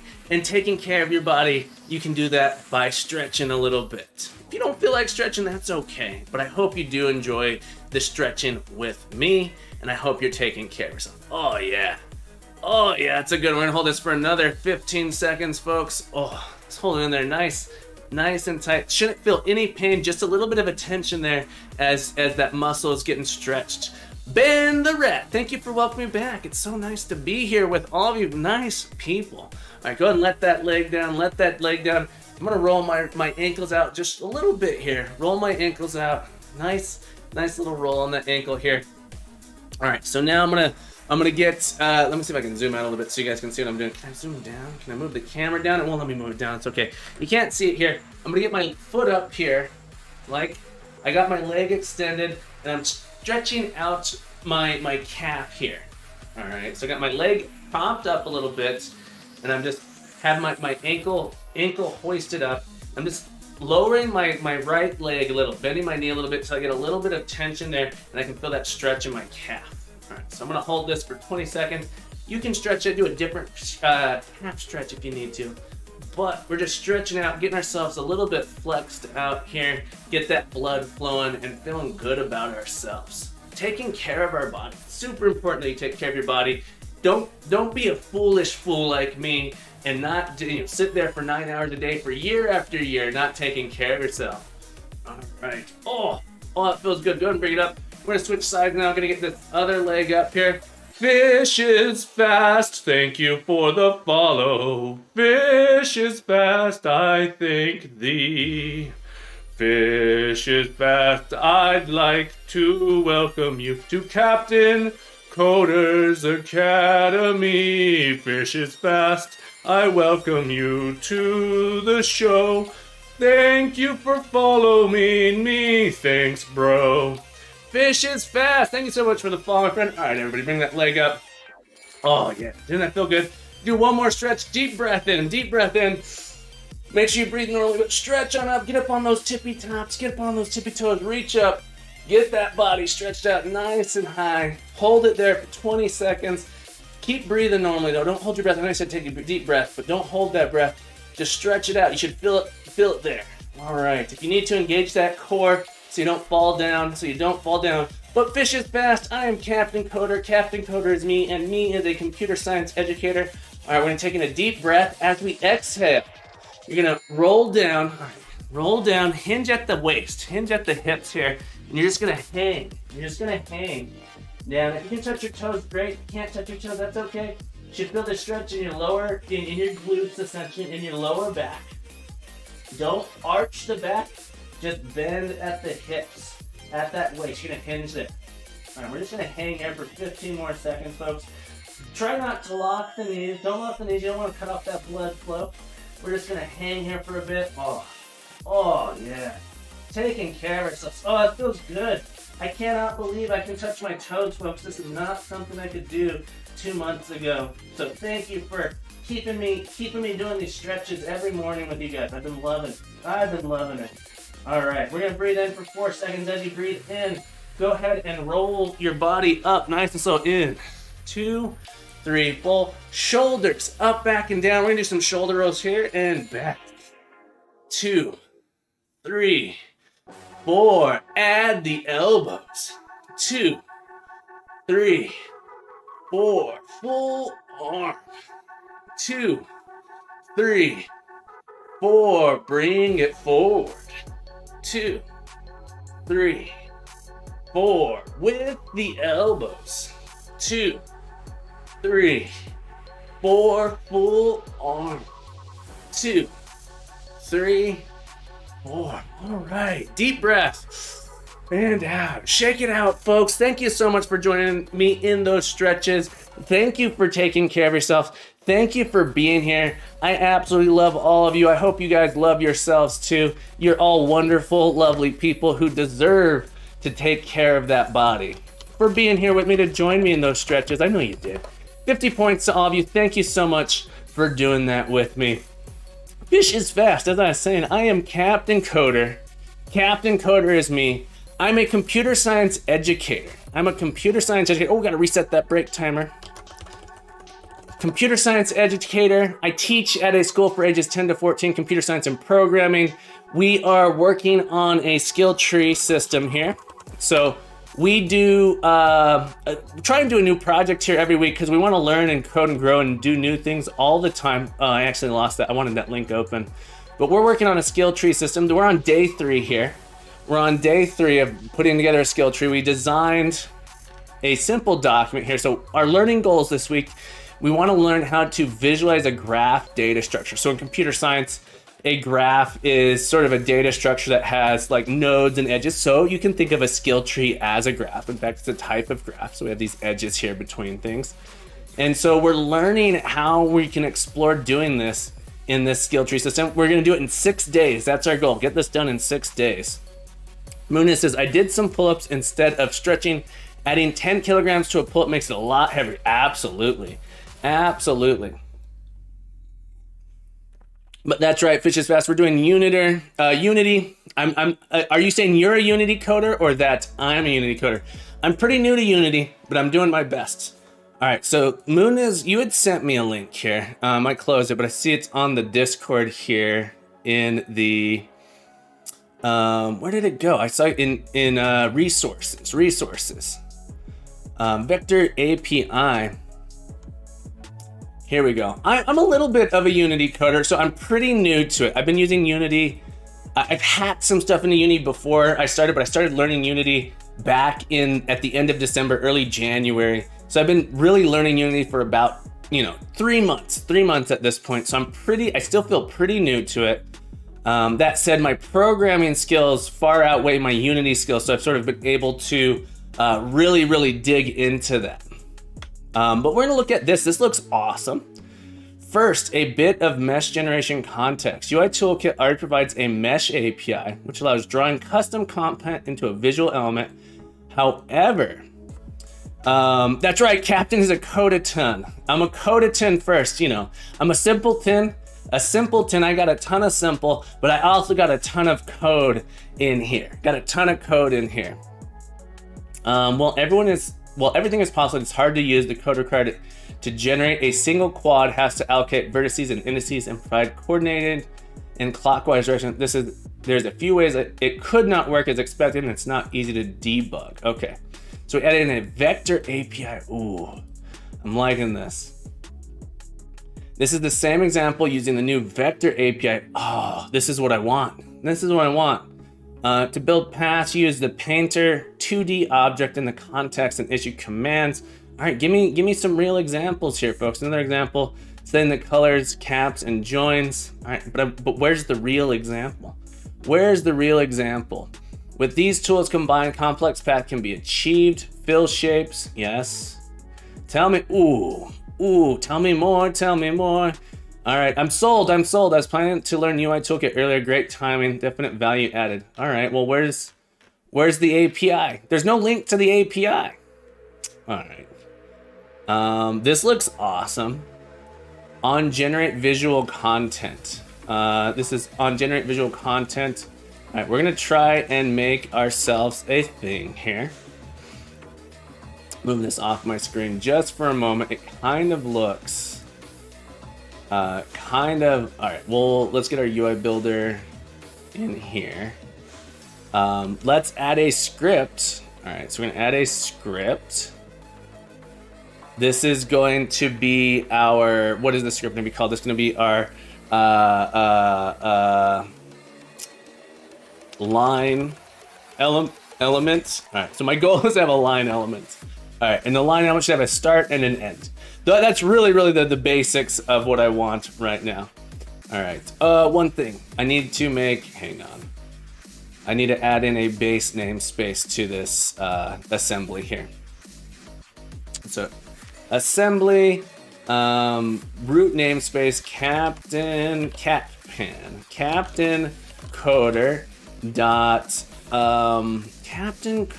dot skill tree dot unity engine. Okay, I'm going to apply that here. Give it a moment to build up. All right, we're making some progress though. The UI, the UI builder thing I have is actually looking reasonably well. This is going to be a visual element, I believe. And so we're going to have to using Unity.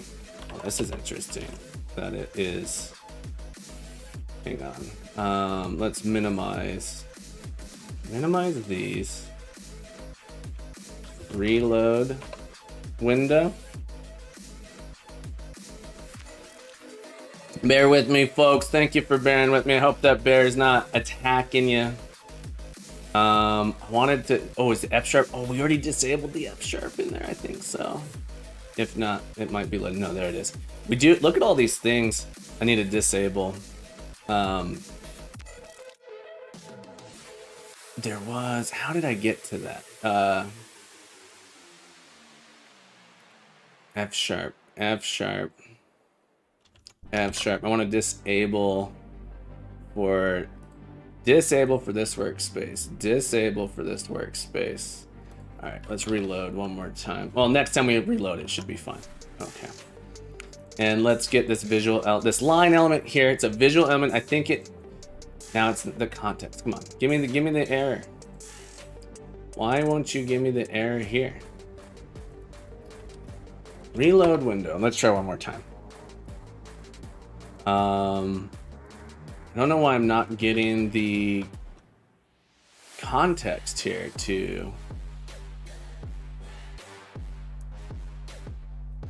Oh, it's because I always forget. New project, I have to now. I need to get used to this. Adding in VS Code. This was not before. You didn't have to do this previously. VS Code. This was not something you had to do. This is new. And then I'm gonna have to restart Unity. So I got to remember this step. I always forget this step because I've been using Unity in 2021. In 2021, you didn't have to do this. It just sort of somehow knew. Although I suspect that this makes it much easier. It makes it more reliable. Let me go with that. Making it more reliable between the two is what I'm guessing. When it says in your visual element constructor, I think you need this line, so I'm leaving it here to potentially help you out. Thank you so much. Generate visual content on generate visual content. Gotcha. Yeah, so I'm let's see, vector.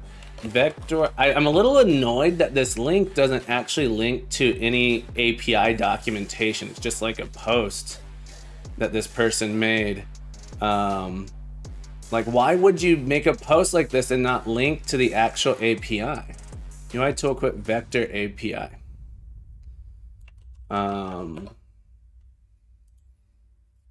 Okay, but I think, yeah, that's so weird to me that they don't say. Oh, maybe there is no documentation and that's why. Is it's just an API that they have out there, but there's no documentation? That could very well be the why they do it. I forgot this little thing popped up here that I had to click ignore. All right, so sorry it's taking so long, folks. We're gonna get here in a moment. I'm gonna have to reload this anyway as well. That said, we got about an hour left. Like I said, since daylight savings time occurred, my schedule's been a little bit, my schedule shifted. So daylight saving time, my time didn't change, but the time for the school I work for changed.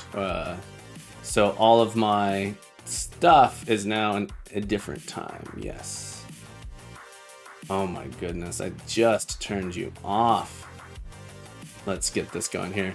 UI mesh generation context. Thank you, Mooniz. One more time. I appreciate you, my friend. I appreciate you.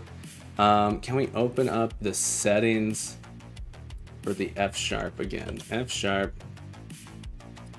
Disable. And now can I get the context here using, there we go. Okay. Yeah, thank you for that link. Let's get that open. I appreciate it very much, Mooniz. Anyone who doesn't know, did you know, guys, did you know Mooniz has taught me everything I know? Mooniz is a real game developer. Moon is a real game developer, incredible streamer, streams pretty regularly, almost every day. Not quite every day, but many days. Working on a Metroidvania game on his stream. You gotta check him out. Give Mooniz some love, folk. Hit that little heart. Give him some love. Making a Metroidvania game. I learned so much when I'm watching Mooniz stream. Watching him work is incredible. Give him some love, folks. Ben Smith, your time didn't change. Are you based in Arizona like me? Yes, I am based in Arizona. Or Hawaii, one of those two places. Arizona or Hawaii. Yeah.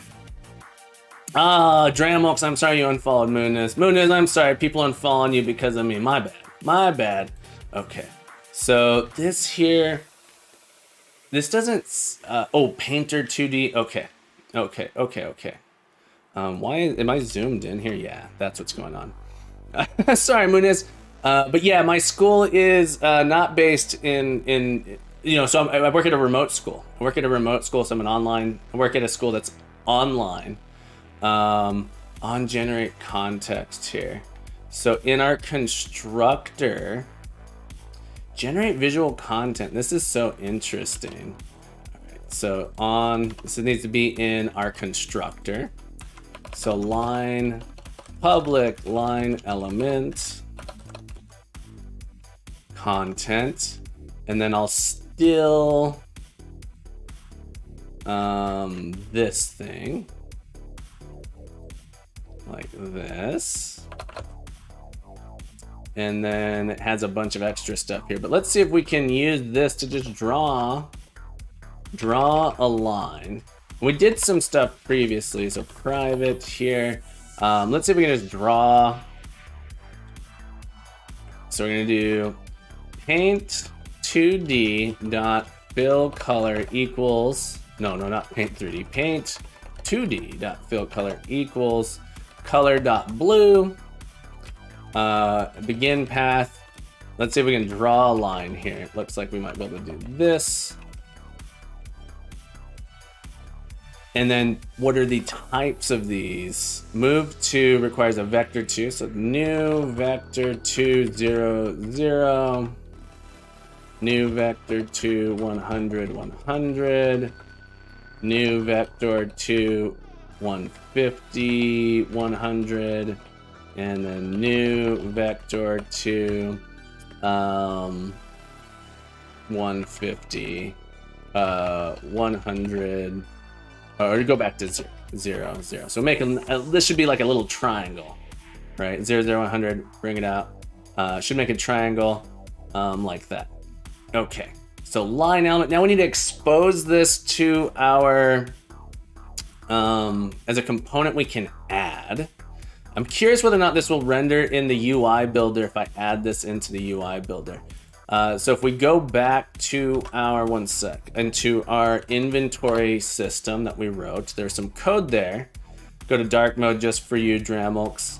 There's some inventory stuff or some UI stuff we did here. So if we go to this repository, we can, sorry, Dramulks, no dark mode on this one. Let's go look at the Captain Coder Inventory Unity Engine UI like this. We had it for a brief moment, and then I need to set my system default to be dark mode to get this, since I'm not logged in on this browser. Where is my scripts? Here we go. To get the grid element in there. Okay, so we have to do something like this. Okay, something like this. So you create a factory for your element. So add an align element like this. And then we don't care about these things all that much. Although I'm probably gonna add in like a list. I wonder if we can add a list, an attribute of list, so we can like put a list of points or something. That said, really all I need is a start point and end point. A start point and end point. All right, so I think this should get us an option in the UI builder. We're about to find out, folks. Will it build? Will it build? Stud, welcome back, Stud. We're so happy you are here. We've got PHCK Stud. PHCK STUD. That's how you spell Stud. Welcome back, Stud. Happy to have you here, my friend. What's going on? Failure point. Could not resolve. Assembly. Ooh, this is interesting. This error looks crazy. Could not resolve. Yesterday I popped up. We were raiding someone. Nice. How are you though? I'm doing beautiful, my friend. It's a beautiful morning for me here on this fabulous Wednesday. How the heck are you? How the heck are you? Juan Van, I would like to say welcome back, my friend, to the academy. Juan Van says back for more singing and just in time. That's right, just in time for some singing. Stud says the devlogs are really, really good, by the way. I like how you set them up. Lots to learn for sure. Oh, specifically the these blogs. Yeah, these are so much better than what I was doing before, which was nothing. So I'm glad you're appreciating. I'm glad you're using them. I'm enjoying So one thing that's really interesting, going back and writing these every day really helps me to go, oh, here's some stuff, it helps me reflect and actually know what I'm doing a little bit better myself. Yeah, that's right. Nothing's greater than doing nothing. Stud says, yes, helps me catch up on the streams. It helps me really understand what I'm doing better. I'm really glad I've been doing these. They don't take that long to write, which is cool. I was worried this was going to be really, really time. It is like 30 more minutes at the, I usually do it in the morning before, or anyway, it's about 30 minutes per entry there. Trying to limit myself to 30 minutes at the very least. Okay. This error. What is this error? Valkyrie says, Mooniz, follow completed. I'm also working on a 2-day Metroidvania. Dramulks have seen what I have done so far, but yeah, excited to learn from Mooniz. Mooniz is awesome, Valkyrie. Welcome to the chat, my friend. Mooniz is 30 minutes. I don't have that time in my day. I know, I don't know how I do it. Stud says, we were taught that in school, well documenting our work. It was more of a reflection to our thought process. So yeah, so for me, it is a big reflection for me. Valkyrie, thank you. Mooniz says, thank you, Valkyrie. I don't know why this is failing. Mono.Cecil assembly resolution exception failed to resolve. Captain Coder.skilltree.unity engine. I'm missing a DLL. Plugins Captain Coder. .skilltree.core. What is the DLL it's missing? Captain Coder.skilltree.unity engine. Failed to resolve assembly. It's saying it cannot find. Oh, is that just I hit clear, then it went away. So maybe I don't need to care about that. We're gonna see when we hit run whether or not. All right. I think that was not a real thing that we have to worry about here. We're gonna find out though. All right, so now I should have a custom control line element. What happens if I add this line element in? I'm curious if this will draw on the screen. All right, so I added my line element. Let's make it. I'm surprised it's not taking up the full size, which is interesting. Stud says, did we already test the skill trees in Scriptable? We haven't made any scriptable objects yet. Yeah, so we haven't made any scriptable objects. We did, I want to, I haven't done that. We didn't define scriptable objects. Today, my goals are to get a little UI built together. Although a scriptable object might have been a good way to go. My goal is to create a rough draft manual skill tree. So we're actually playing around with the UI right now, seeing if can we build the components here. And once I have those components, then we can potentially use a tree builder to do it. So I haven't done it with scriptable objects yet. Good question. Excellent question. Yeah, so I'm trying to get this line element to do something. Why is the size not going here? I'm a little surprised that it's not. Can we make it 100%? 100%. Let's make it absolute 100%. There we go. So it's gonna take up the whole thing. We don't see any drawing on here. I'm curious if I add this into the scene, if we'll see it. So the question I have right now is, does this, when does this get called? So the first question is, when does this get called? Does it get called?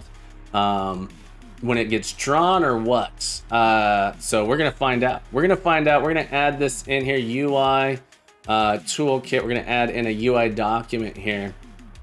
And the UI document, let's go to our panel settings. Let's make this scale with screen size. like that. Okay, so scale with the screen size. And then we also want to make our source asset here be this thing, our paladin skill tree. All right, so I'm really curious when I hit run. When I hit run, does this draw the line on there that we specified? Although I set it to blue, so maybe it won't. And does that code execute? I get nothing here. Is this, when does this execute? Debug.log generating. Can this run here? Valkyrie says, for sure I'll do that. Thanks. Until now, I've bombarded Dramulks with questions. Excellent. Dram is such a nice guy. Dram is a really nice guy, folks. I love me some Dramulks. He is an incredibly nice fella. Oh, we might have to do a paint 2D.fill. Does that change anything here?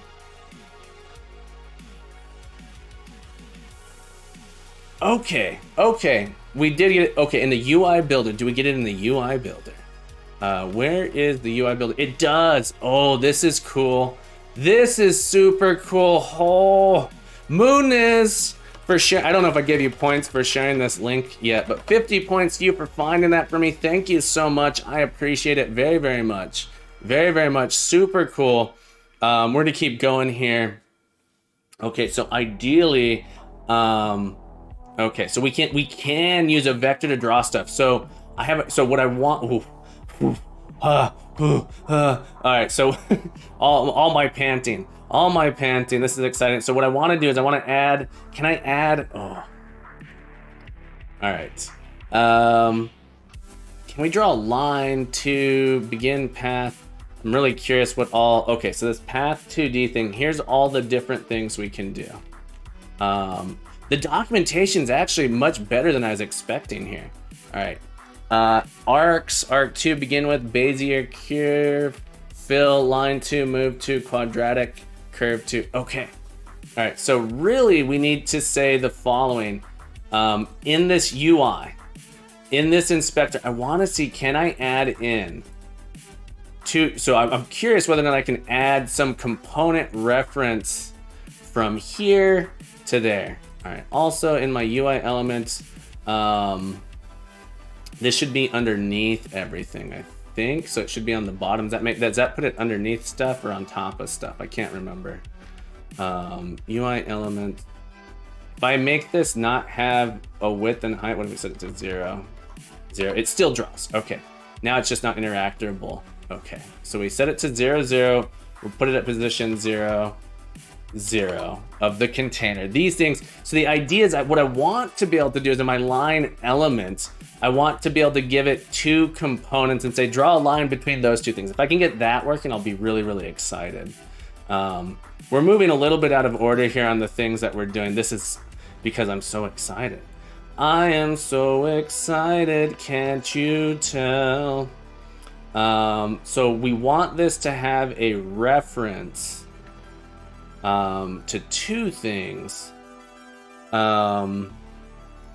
Okay, and these are 2 other visual elements. All right, so the idea here is I'll have 2 visual elements. Public. I'm assuming I can't do visual element types. Let's see here. UXML, visual element. So I'm gonna do a string. For now, I'm gonna do a string. That will be a reference to the visual element name. UXML string attribute description. It's gonna be like element 1, element start, and this is gonna be name equals start, default value equals string dot empty. No semicolon there. Okay. Why is this? Oh, parentheses. Gotta actually call it constructor. Okay, so the idea I have here, is we have a public string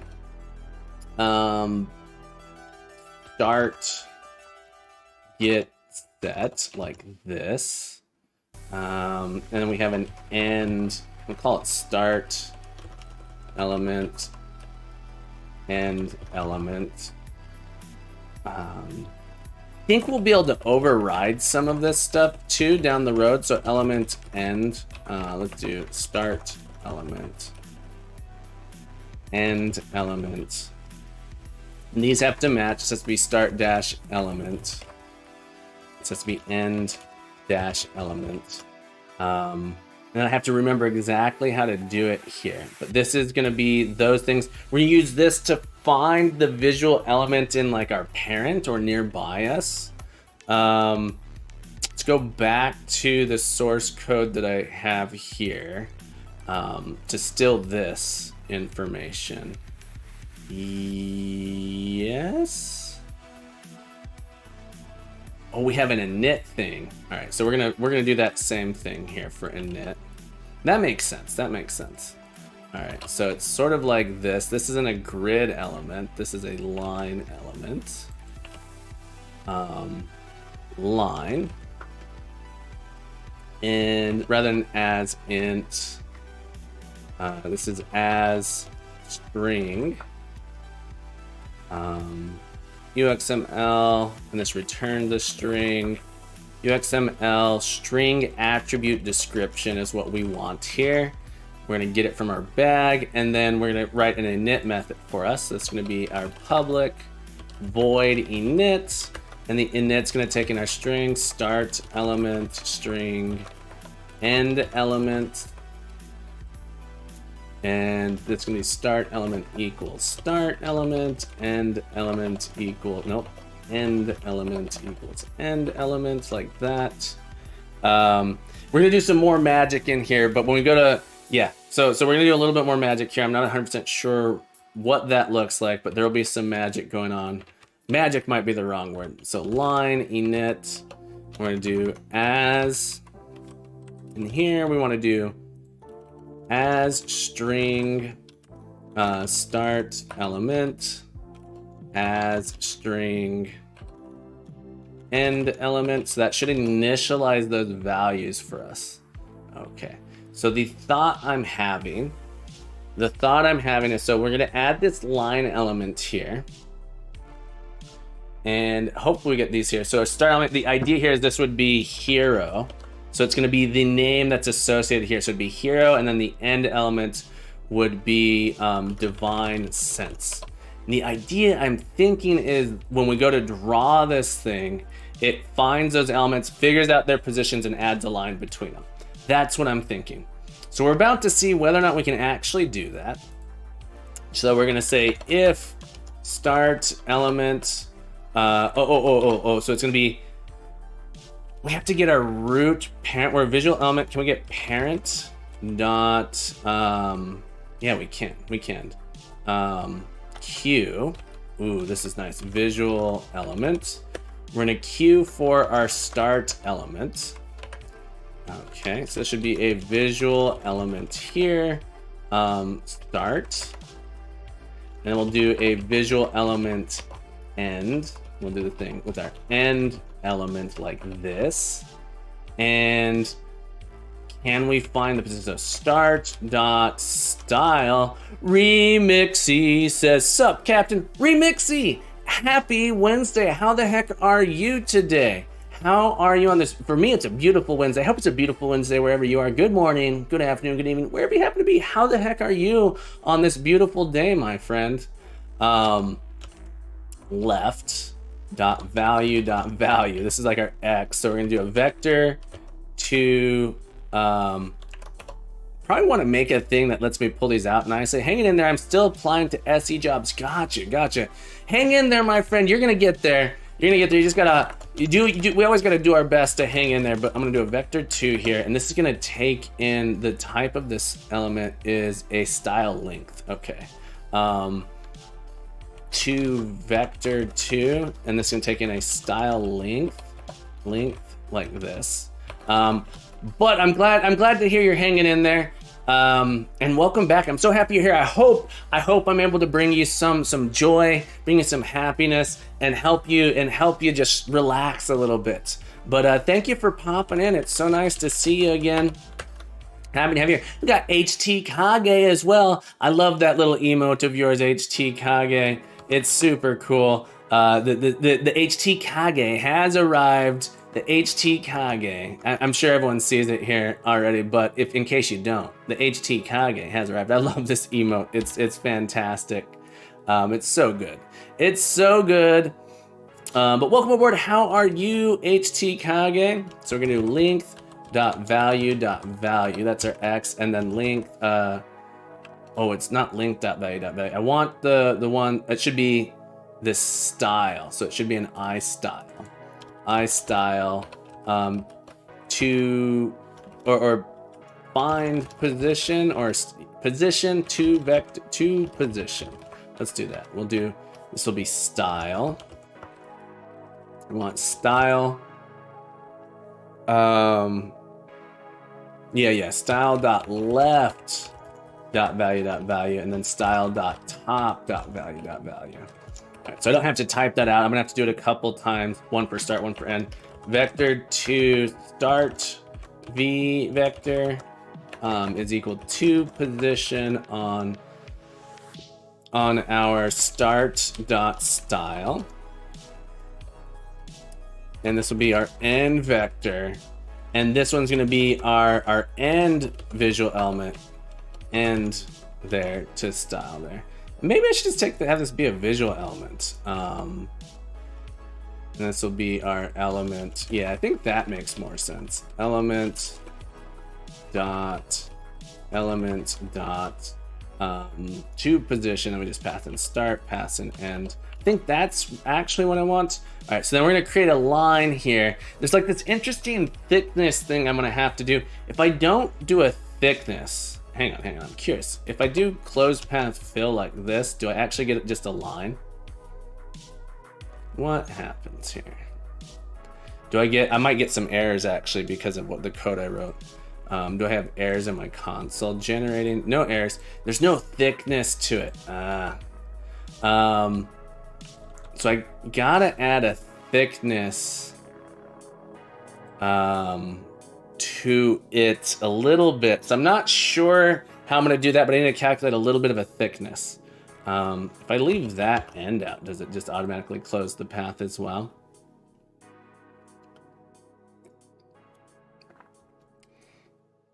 Let's see here. It does. So I don't have to do the end point. We're gonna add some. This is interesting.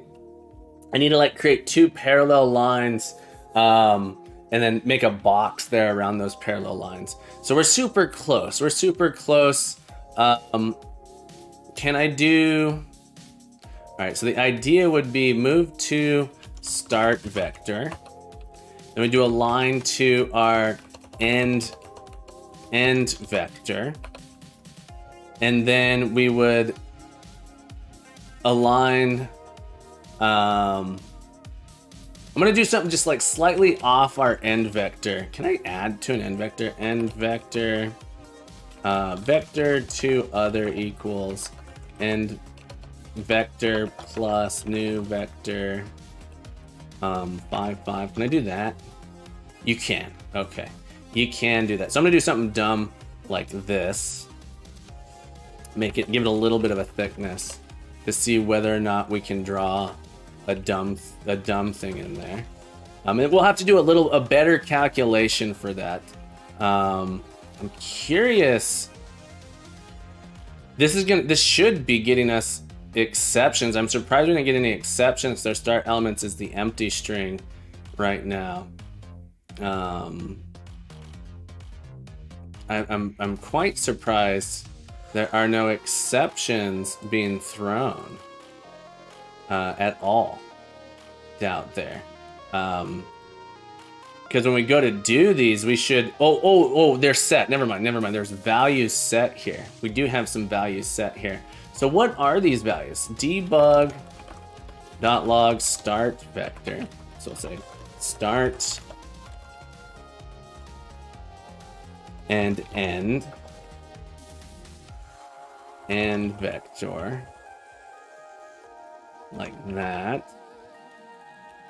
And so where is it trying to put these? Do these have a position by the time we get to generate visual content? I don't know. I don't know.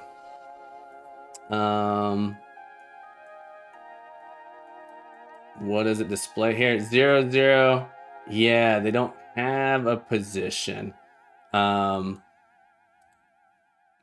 Which is interesting. I'm surprised they say they don't have a position. When I go to, let's save this. Wish there was a minimize button on these. I wish I didn't have to keep dragging it back and forth here. All right, when I go run, do they have a spot here? When I do this, there's 0, 0, 0, 0. Okay.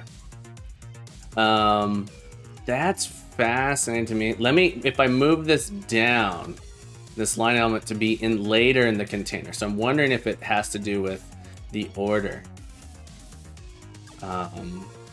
under which it's drawn. Clear. If I change this, let's say we get an exception. We get an exception, then I change it here, 0, 0, 0, 0. It is finding those. The position, okay. So rather than doing so style is getting us like the calculated style. Can I do, there's other types of styles. Custom, resolve, no, style should be the one. Let me see if I set style explicitly in my hero. Oh, they are set. Left, top, left, top. Do I know that this is what we're getting? Can I, oh, this is interesting here. I'm not sure. UI stuff is fun, folks. Let me see if I can get my my visual element debug.log my start. I'm curious, do I get any information about that here?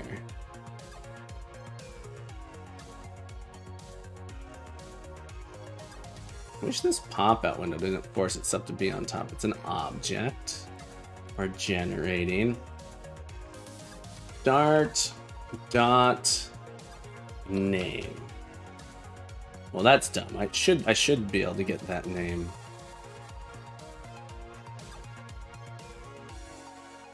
Should say hero. Okay. Do I know?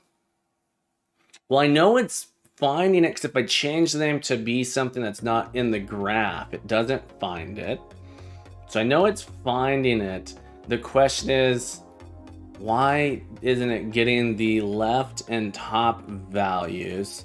I'm curious if at runtime it gets them properly. Valkyrie says, can't it be set as a quad with two of the angles offset from the start and end in position instead of a line? This way getting thickness, probably. So I'm new to this. Can we do a quad with paint? Hang on, paint 2D doesn't have a quad. Paint 2D.quad. So this is specifically in the UI toolkit. So I don't know. So this is brand new API for me. But what you're suggesting not using this. So eventually I actually want it to be like a curved line. So it will curve, it'll do like a nice Bezier curve between the 2 points. That's eventually what I'd want to do. That said, the positions aren't even correct right now. We could probably do a quad and just give it a thickness though. You're probably right on that. If I wanted just like a thick straight line, but I want it to actually do like, if it's not, maybe we don't want a curve. I'm not sure. Amanita asks, what does fill take? Let's see if there's any overloaded function call on this. Fill, looks like you can pass it in a fill rule, and I don't know what that is. The defill is the currently defined path. The fill rule, non-zero or odd even to use. Default is non-zero. So it takes in a fill rule. I don't know what that really means. Good question. As of right now, it takes, it takes in a single argument like that, specifying how to fill it. I'm trying to get the dynamic position of these things, and on generate visual content, it doesn't seem to know. Start element dot layout dot position. Okay, start dot layout dot position dot. Okay, let's see if we can do layout dot position. Let's try that. Start. Oh, hang on, that's not what I want. Let's try that real quick. Start dot layout dot position. Is this a vector 2? What is the layout type of this? The position and size of the visual element relative to its parent as computed by the layout system. And dot layout dot position. I'm a little. This is relative to the parent though. They should share this. So in my mind, they share the same parent. I do want it to be. Yeah. So that makes sense. They need to share the same parent, I think, is what we're gonna say. So that gives me the right values. Okay, so that is giving me the values that I want. Perfect. That said, the line element now. I'm surprised that I'm surprised we didn't see anything in the scene. Oh, we do. Look, there's a blue line here. There's a blue line going from the top left to like some area here. This is interesting. There is a blue line there. It's just hard to see. Let's make it a not blue color. There is a line. Moon is, once again, thank you, my friend, for that. Thank you for that. So we got to calculate. Well, there we go. We got a red line. You can kind of see it a little bit better now. What's interesting is it's the top left corner of this thing. So we have to calculate the center. Which shouldn't be crazy hard to do. Okay, so it shouldn't be crazy hard to do it. Start dot layout dot height, width. Yeah, so we have all of this stuff here. Width, X max. Does it have a center? Hey, we might not even need that center. We might not even have to calculate the center ourselves. Okay, let's try that. There we go. We got a line. All the yeah. So the center. Is this actually going to the center of this one? It just merging in there. That is exciting. Okay, we might be able to. All right. I'm broken. Sorry.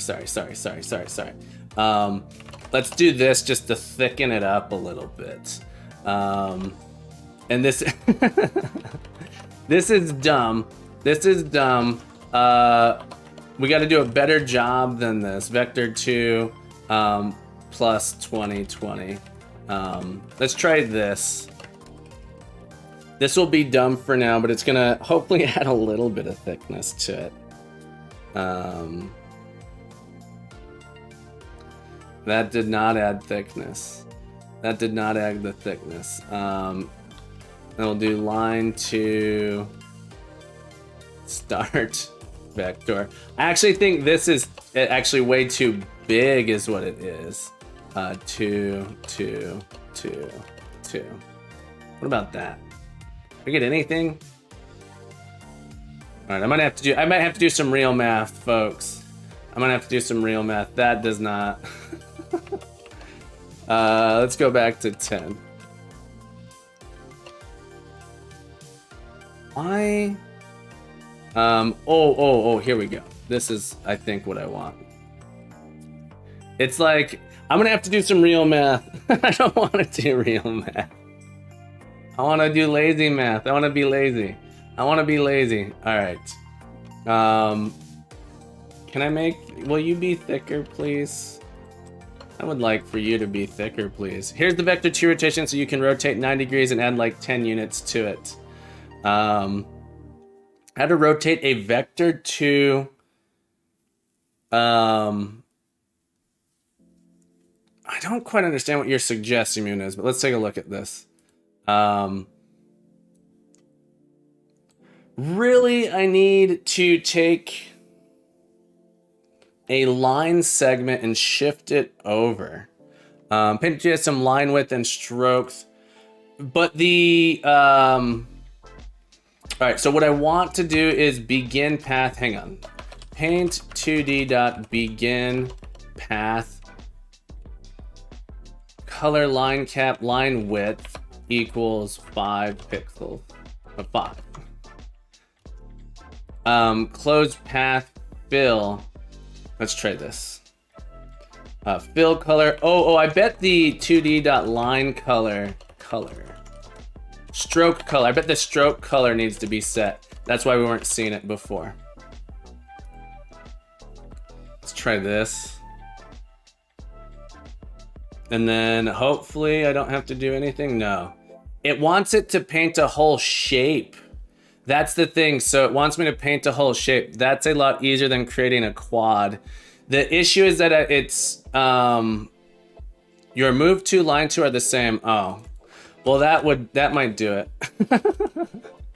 Smab, welcome back, my friend. Add points, Smab, for your contributions. 50 points at the very least. That is a horrible mistake I've made there. And Unity Coder, for you finding that for me, 50 points for you as well. I appreciate that. That still doesn't do anything. Hello, Smab. Hello. I think it wants me to paint a whole shape.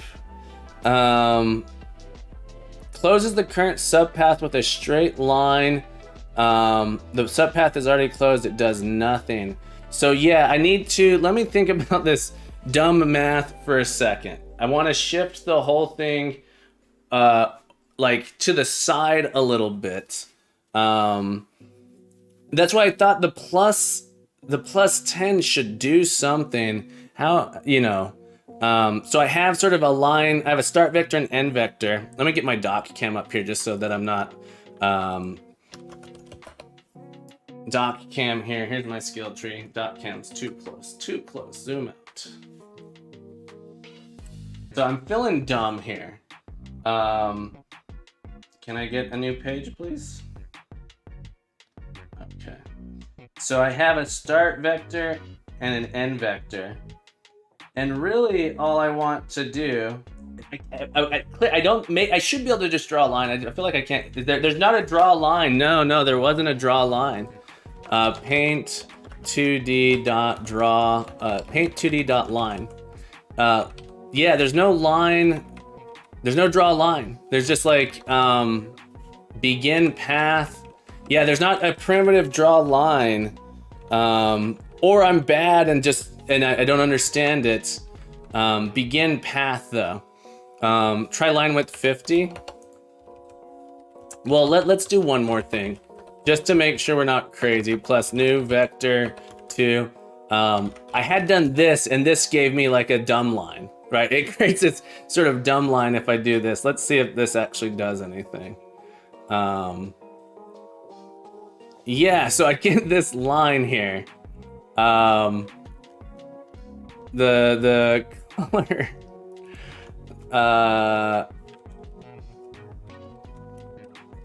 black. Is there another, maybe there is, fills the shape. Here, let's look at this stuff here.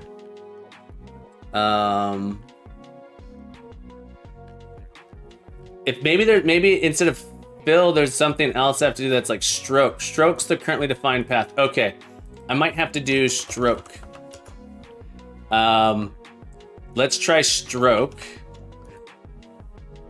and see what that does, because that might do it. Boom. All right, there is. Perfect. All right, ship it. We've got it. It's perfect, folks. It's beautiful. It's beautiful no matter what they say. Lines are never too thick. All right. So we can do that. We don't care about the fill color, I think, in this one. Ship it. Okay. Yeah, Okay, this is pretty cool. This is pretty cool in that regard. Okay, so my question is probably, all right, let's move it. If I change the order, if I change, assume you plan to draw the line behind the other objects. Yeah, I think if I put this here, it ends up behind. So the idea is these things know how to draw between themselves. So we have another line element here. This line element should go not from here to define sense, but here to spell casting. Boom. Oh yeah. Oh yeah. And this goes from spell casting to lay hands. And now if we move these, it automatically redraws it. Look at that. That's exciting. That's super exciting. We'll duplicate this one more time. This one goes from spell casting to sacred oath. And then our other line element. Okay, so this gives me we're gonna be able to make this work. We're gonna be able to make this work. This goes from divine sense to sacred oath. There we go. So the idea is I'm gonna have a thing that I'm hoping to have a thing. I press a button, it drops all these things into the scene, and you can just drag them where you want them to be.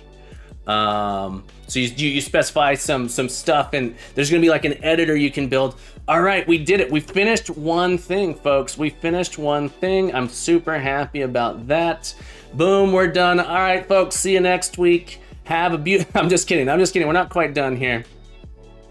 But we did finish this rough draft and did a manual skill tree here. This is the first step that we needed. We have about 20 minutes left.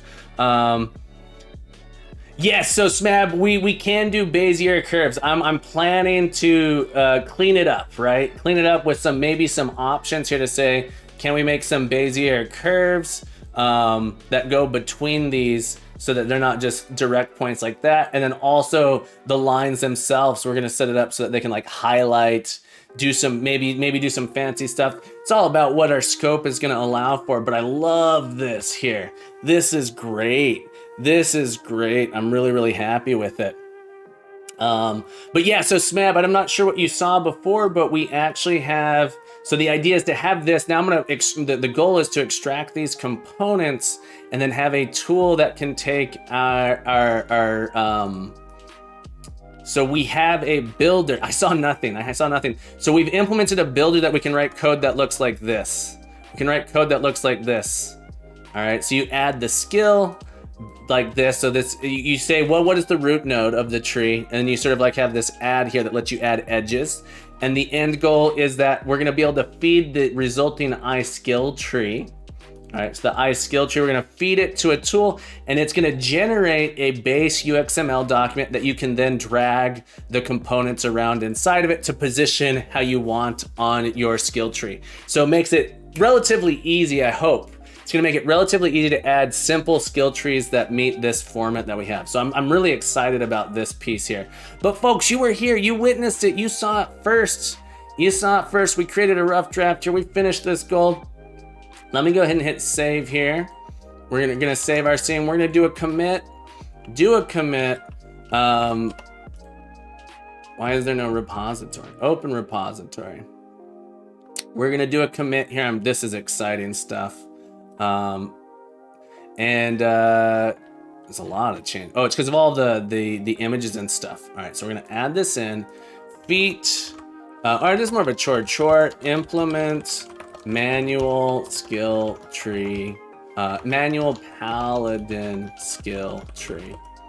Okay, got that. We're gonna sync it up, folks. But for being here to witness it, you saw it here first, folks. We got that first step knocked off our list, created a draft here. For being here to witness such this momentous occasion, folks. All of you are gonna get 50 points because the captain loves you. I love that you're here. I hope you're learning something. I'm learning so much. And Muniz, thank you so much for your help, my friend. Always invaluable having you around. I appreciate you. Thank you for that. But this is pretty cool. We got a skill tree builder. It's not the most beautiful thing. In fact, it's one of the ugliest skill trees I've ever seen, but not too bad. I'm really happy with this. Okay. How How much time we have? Yes. Chore, feat. This one I think was a chore. Feat stands for feature. Feature. So I wouldn't say that this is like an implemented feature we can use. Instead, it was more of a chore to explore how to do certain things. So we're exploring something. When we add components here, this is going to be like a feature, a code feature that we can use. So in this case, it happened to be a chore. Good question, Stud. Thank you for asking. That's a good question. Excellent question for such a good question. Such a good question there. 50 points, my friend. I'm sure other people were curious about that. But yeah, thank you for asking. I appreciate that. Okay, let's get rid of those debug logs. We'll have to clean this up quite a bit. Ben says, I sent 3 animations of my robot in Discord. Let's check them out. Let's check them out, my friend. Thank you for sharing. Thank you for sharing. This is in the games forum. Ooh, I'm excited for this. Let's check it out. Full view here. This is the idle animation. Ooh, not bad. Not bad. Then we got the running animation. Sweet. Sweet. The one little thing I would say is getting an arm swing in there would add a lot of dynamic feeling to that. Nice work though, getting those legs moving. I think adding the arms swinging in opposite directions while you're going will really, although it is a robot, so maybe the robot doesn't have a swinging arms. I could be wrong about that. And then the jump animation, nice. Nice work. Great work, Ben the Rat. Appreciate you sharing that. I always love to see what people are working on. Thank you so much for sharing. I appreciate it. Yeah, nice work. Shidey says maybe some impact on each footstep could also give more feedback. Yeah, so it's like, can we get it to have like a dynamic feeling? How would it interact in the real world running around? Very cool stuff though. Awesome, awesome stuff. Thanks again. Thank you for sharing that. I appreciate it. All right, folks, I only have, because I do got to start work here. I only have 20 minutes. What can I get done here? You know what I'm going to do? I'm not going to do 2 or 3, but I'm going to implement, I want to implement some scriptable objects that I can use to represent my skill tree for my game version. So I think I have enough time to do that. So in our library, our skill tree, we have this idea here of a skill tree interface. So I think I want to get a iSkill type. So I want to add a skill scriptable object and some skill requirements. So in our version of this, it's like we want to do the thing of like, okay, well, what the requirements we want to have potentially a like a level requirement. We have various different requirements. So I think I want to create a skill and then an iSkill requirement set. And then the skill node, I want to create scriptable objects for these things and then a skill density, which will be our character player. So I'm going to see how many of these we can get done. So in our project here, I'm going to create some scriptable objects. I'm going to start off with the skill. All right, so skill data. And so it's going to be a scriptable object. So it changes to a scriptable object here. And we want this to implement the iSkill interface. So it's going to tell us, well, now you're going to have to provide a name. All right, so we've said a skill at the very least requires a name and a description. So we're going to make these a get private set. And we're gonna force this to be, not force, but we're gonna serialize this. All right, and then the description, again, get private set. And then in our version, we also want a graphic associated with it. Do we want a graphic here? Do we want that on the skill node? I'm gonna put it here to start out. So I also want to have a sprite, or is it a texture? Texture. We're gonna go with texture just to see if that is more, if we can drag in a sprite texture, a sprite as a texture here. So this is gonna be our image. I'm curious, and in this case, we will do field, serialize field like that. Okay. And so we have our skill data. Oh, one other thing I had to do, a create asset menu. So create asset menu. What are the inputs? This menu name. I'm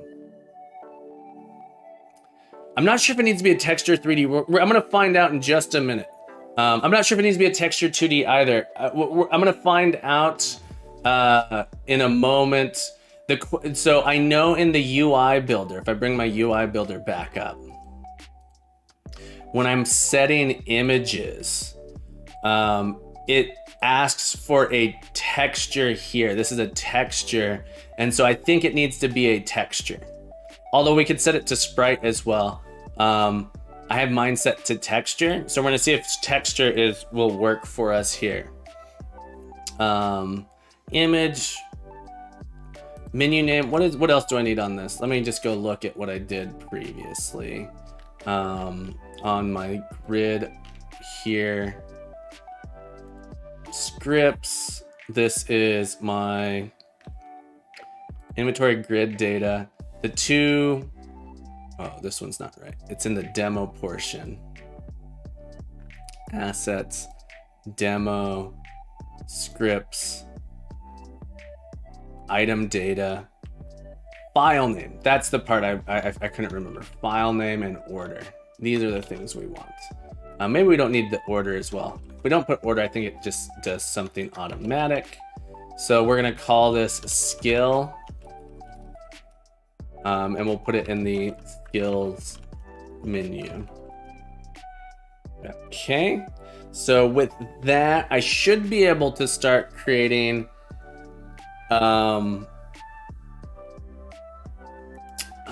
save this. This should be in the demo project as well, I think. Because this, so the idea is we have our skill tree code and that's separate here. So I'm gonna actually create a new folder down here. Captain, I'm gonna call it demo. Okay, and we're gonna move this script there. Skill data, this goes to our demo. Like that. Does it? And maybe you do this when you extend. I'm not 100% sure. Let's create an assembly down here as well. Create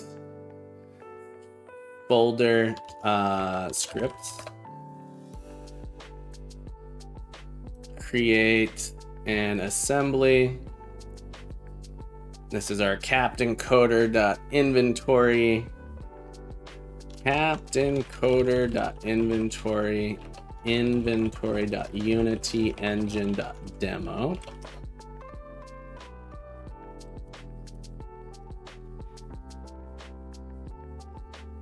Go ahead and add that in there as the namespace. And it needs to reference the skill tree DLL as well as the Unity engine assembly, like that. Okay, so they need to be able to communicate each other. Okay, so now that I have this scriptable object, I should be able to create a folder called skills. And inside of this, I make a couple different skills. So create a skill. This is going to be, oh, I guess it needs to be called skills/skill. Skill. Like that. And this one's going to be our hero node. So it's going to be here. And we'll see if we can set the texture. Hero, description, you is a hero. There we go. And can I search for my hero node? Yeah, so I can set it this way. So I think this is the correct way to do it. So we have our skill data.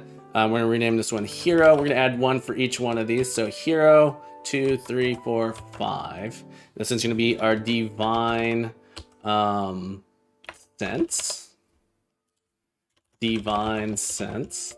You can sense the divine. Perfect. And divine sense node. Our hero 2, this can be our spell casting. spell casting. You have learned how to wield magic. Right? Spell casting like that. Then we're going to make another one. This is our lay hands. Lay hands. You can fully heal yourself or another once every 3 days. All right, lay hands like that. We're gonna script them. Scriptable objects are awesome. I wish I hadn't been so scared of using them in the past. I don't know who spooked me off from them, but these are fantastic Unity resource for quickly adding this stuff together. And the last one was our sacred oath. Sacred oath increases divine magic by 25%. Right. Divine, not divine. This is sacred oath. Add that texture in. Okay, so the idea is these will be used to generate our UXML, and it's going to pull the image off, the texture essentially off of these. So this is our skill. All right, so we made a scriptable object for our skill. What are our other interfaces? What are the other interfaces that we'd like to do here? Skilled entity. So this is like a player, the character class. The requirement one is the one that I was more am pretty interested in here.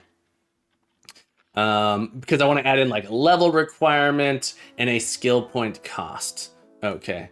So we're going to come over here in my scripts. I'm going to duplicate our skill data, and I'm going to call this one our skill requirement data.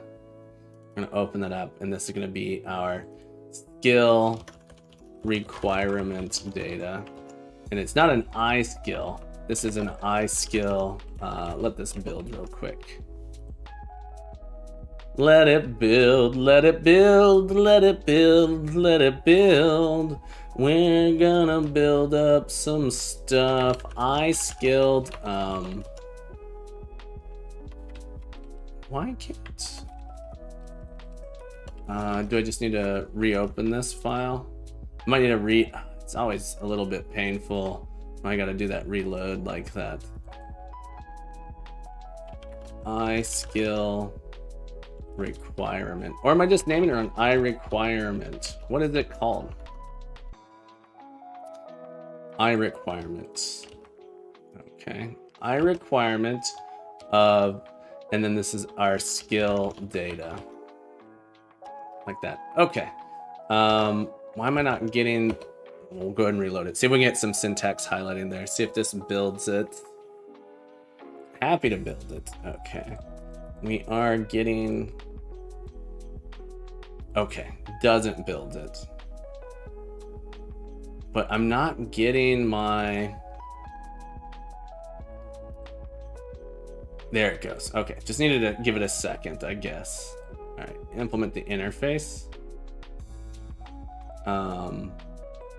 Explicitly, all right. Public bool meets requirement.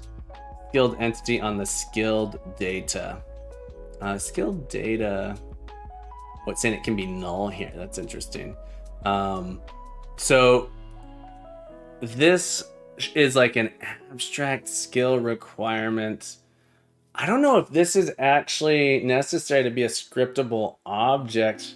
The scriptable objectness of it makes it so I can attach it somewhere. We're gonna go with a name and a description to start out. And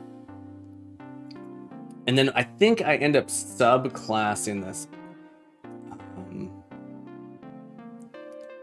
Doesn't like use expression, nah. Add null check. That's not really that helpful though. The using the type defined, the type conflicts with the imported skill in that. I don't understand this warning. the type skill data conflicts with the imported type skill data in Unity engine. Using the type defined in Unity engine skill data.cs. That's what I want you to use. Or is there a different warning here about nullability?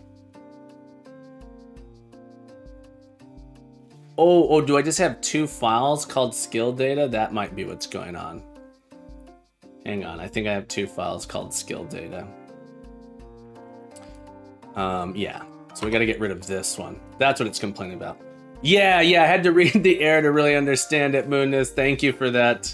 I found it. I thought it was saying something about nullness, and I was going like, what are you talking about? Nullness. Okay, so now the question is, did I edit the right one? I did. Okay, skill requirement data. This, our skill requirement, we're gonna go with the name and description, and I want these to be protected because the underlying subclass, oh no, I don't think they need to be protected actually. We're not gonna override, there's no image for the requirement. Maybe we'll add a little icon to it at some point. But my main idea is that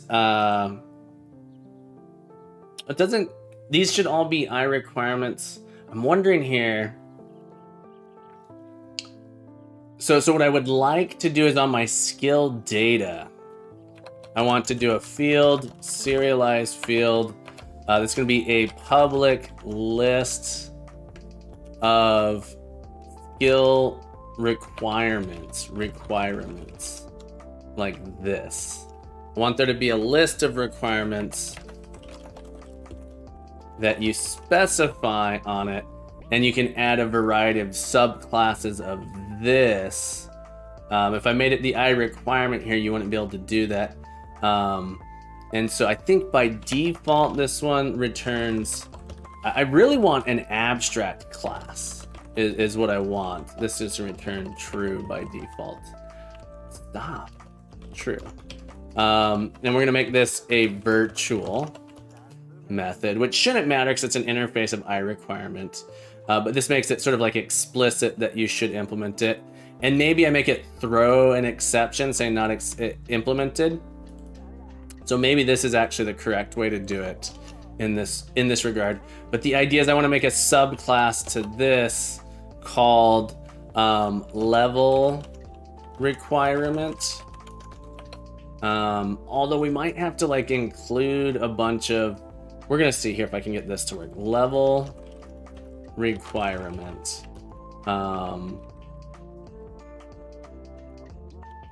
Level requirement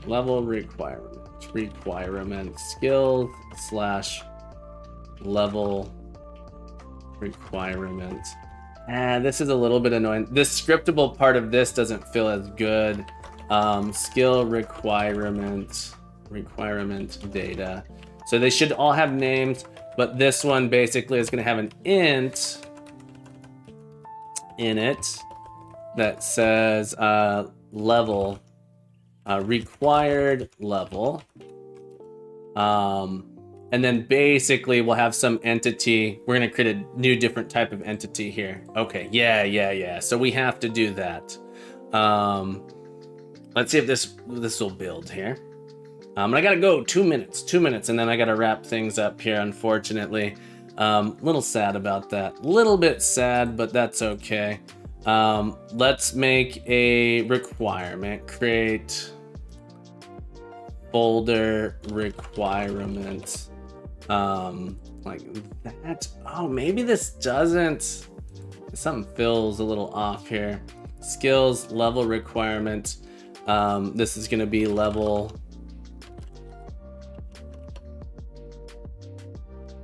Yeah, this feels a little off. Level required. Because the idea here would be like, oh, this is a level, this feels dumb. Level 1 requirement. No, this isn't what I want. This doesn't make sense here. Instead, what I really want is when I'm scripting these skills, I want to be able to add a requirement here. I want to be able to add a requirement that's like a level requirement. I can set the level there. So right now I could do like my level required here, but that doesn't let me specify that it's a level 1 requirement. So I gotta think about that. Dog Dad, thank you for following. Dog Dad, thank you for following. Dog Dad, thank you for the follow. I would like to thank you for following Captain Coder's Academy. Dog Dad, thank you for the follow. I appreciate you being here on this beautiful day. Dog Dad, thank you so much for the follow, my friend. Happy Wednesday. Good morning, good afternoon, good evening, wherever you happen to be in the world. Thank you so much for the follow. I appreciate that. All right, folks, unfortunately, I do have to wrap up here. Work calleth. My job calleth me away from the stream. As always, I appreciate you being here. We're going to take a look. We're going to raid someone real quick, folks. But I will be back tomorrow. We're going to be continue working on this. Same place, same time, same place. Ben, thank you so much. I think you're pretty cool too. I think you're pretty cool, but thank you everyone so much for being here. Love you, love you, love you. Having a beautiful time. We're gonna figure this out. We're gonna keep coding. We're gonna keep growing. We're gonna keep being the best we can be, folks. We're gonna keep being the best we can be. We are gonna go raid ourselves here. Mirasonic Rex. We're gonna raid Mirasonic Rex, folks. Awesome. Brand new to streaming. She is making this awesome game, folks. You gotta check it out real quick. Before we raid her, be sure to check her out. Awesome stuff happening over there. Amazing game. Let me see. I have Mira? I think I have a Mirasonic Rex. Oh no, I don't have the a little video that plays for her. She's making a game that's genre bending against called This Is the Game. You're in a game, and the game itself, you've returned to it, and it's changing, it's altering. Every time you come back, it's a little bit different. It looks super cool. You gotta check it out. But we're gonna go give Mirasonic Rex some love. Mirasonic Rex, folks. As always, keep coding, keep growing, be the best you can be, and we'll see you tomorrow. Have yourselves a beautiful day, everybody. Take care.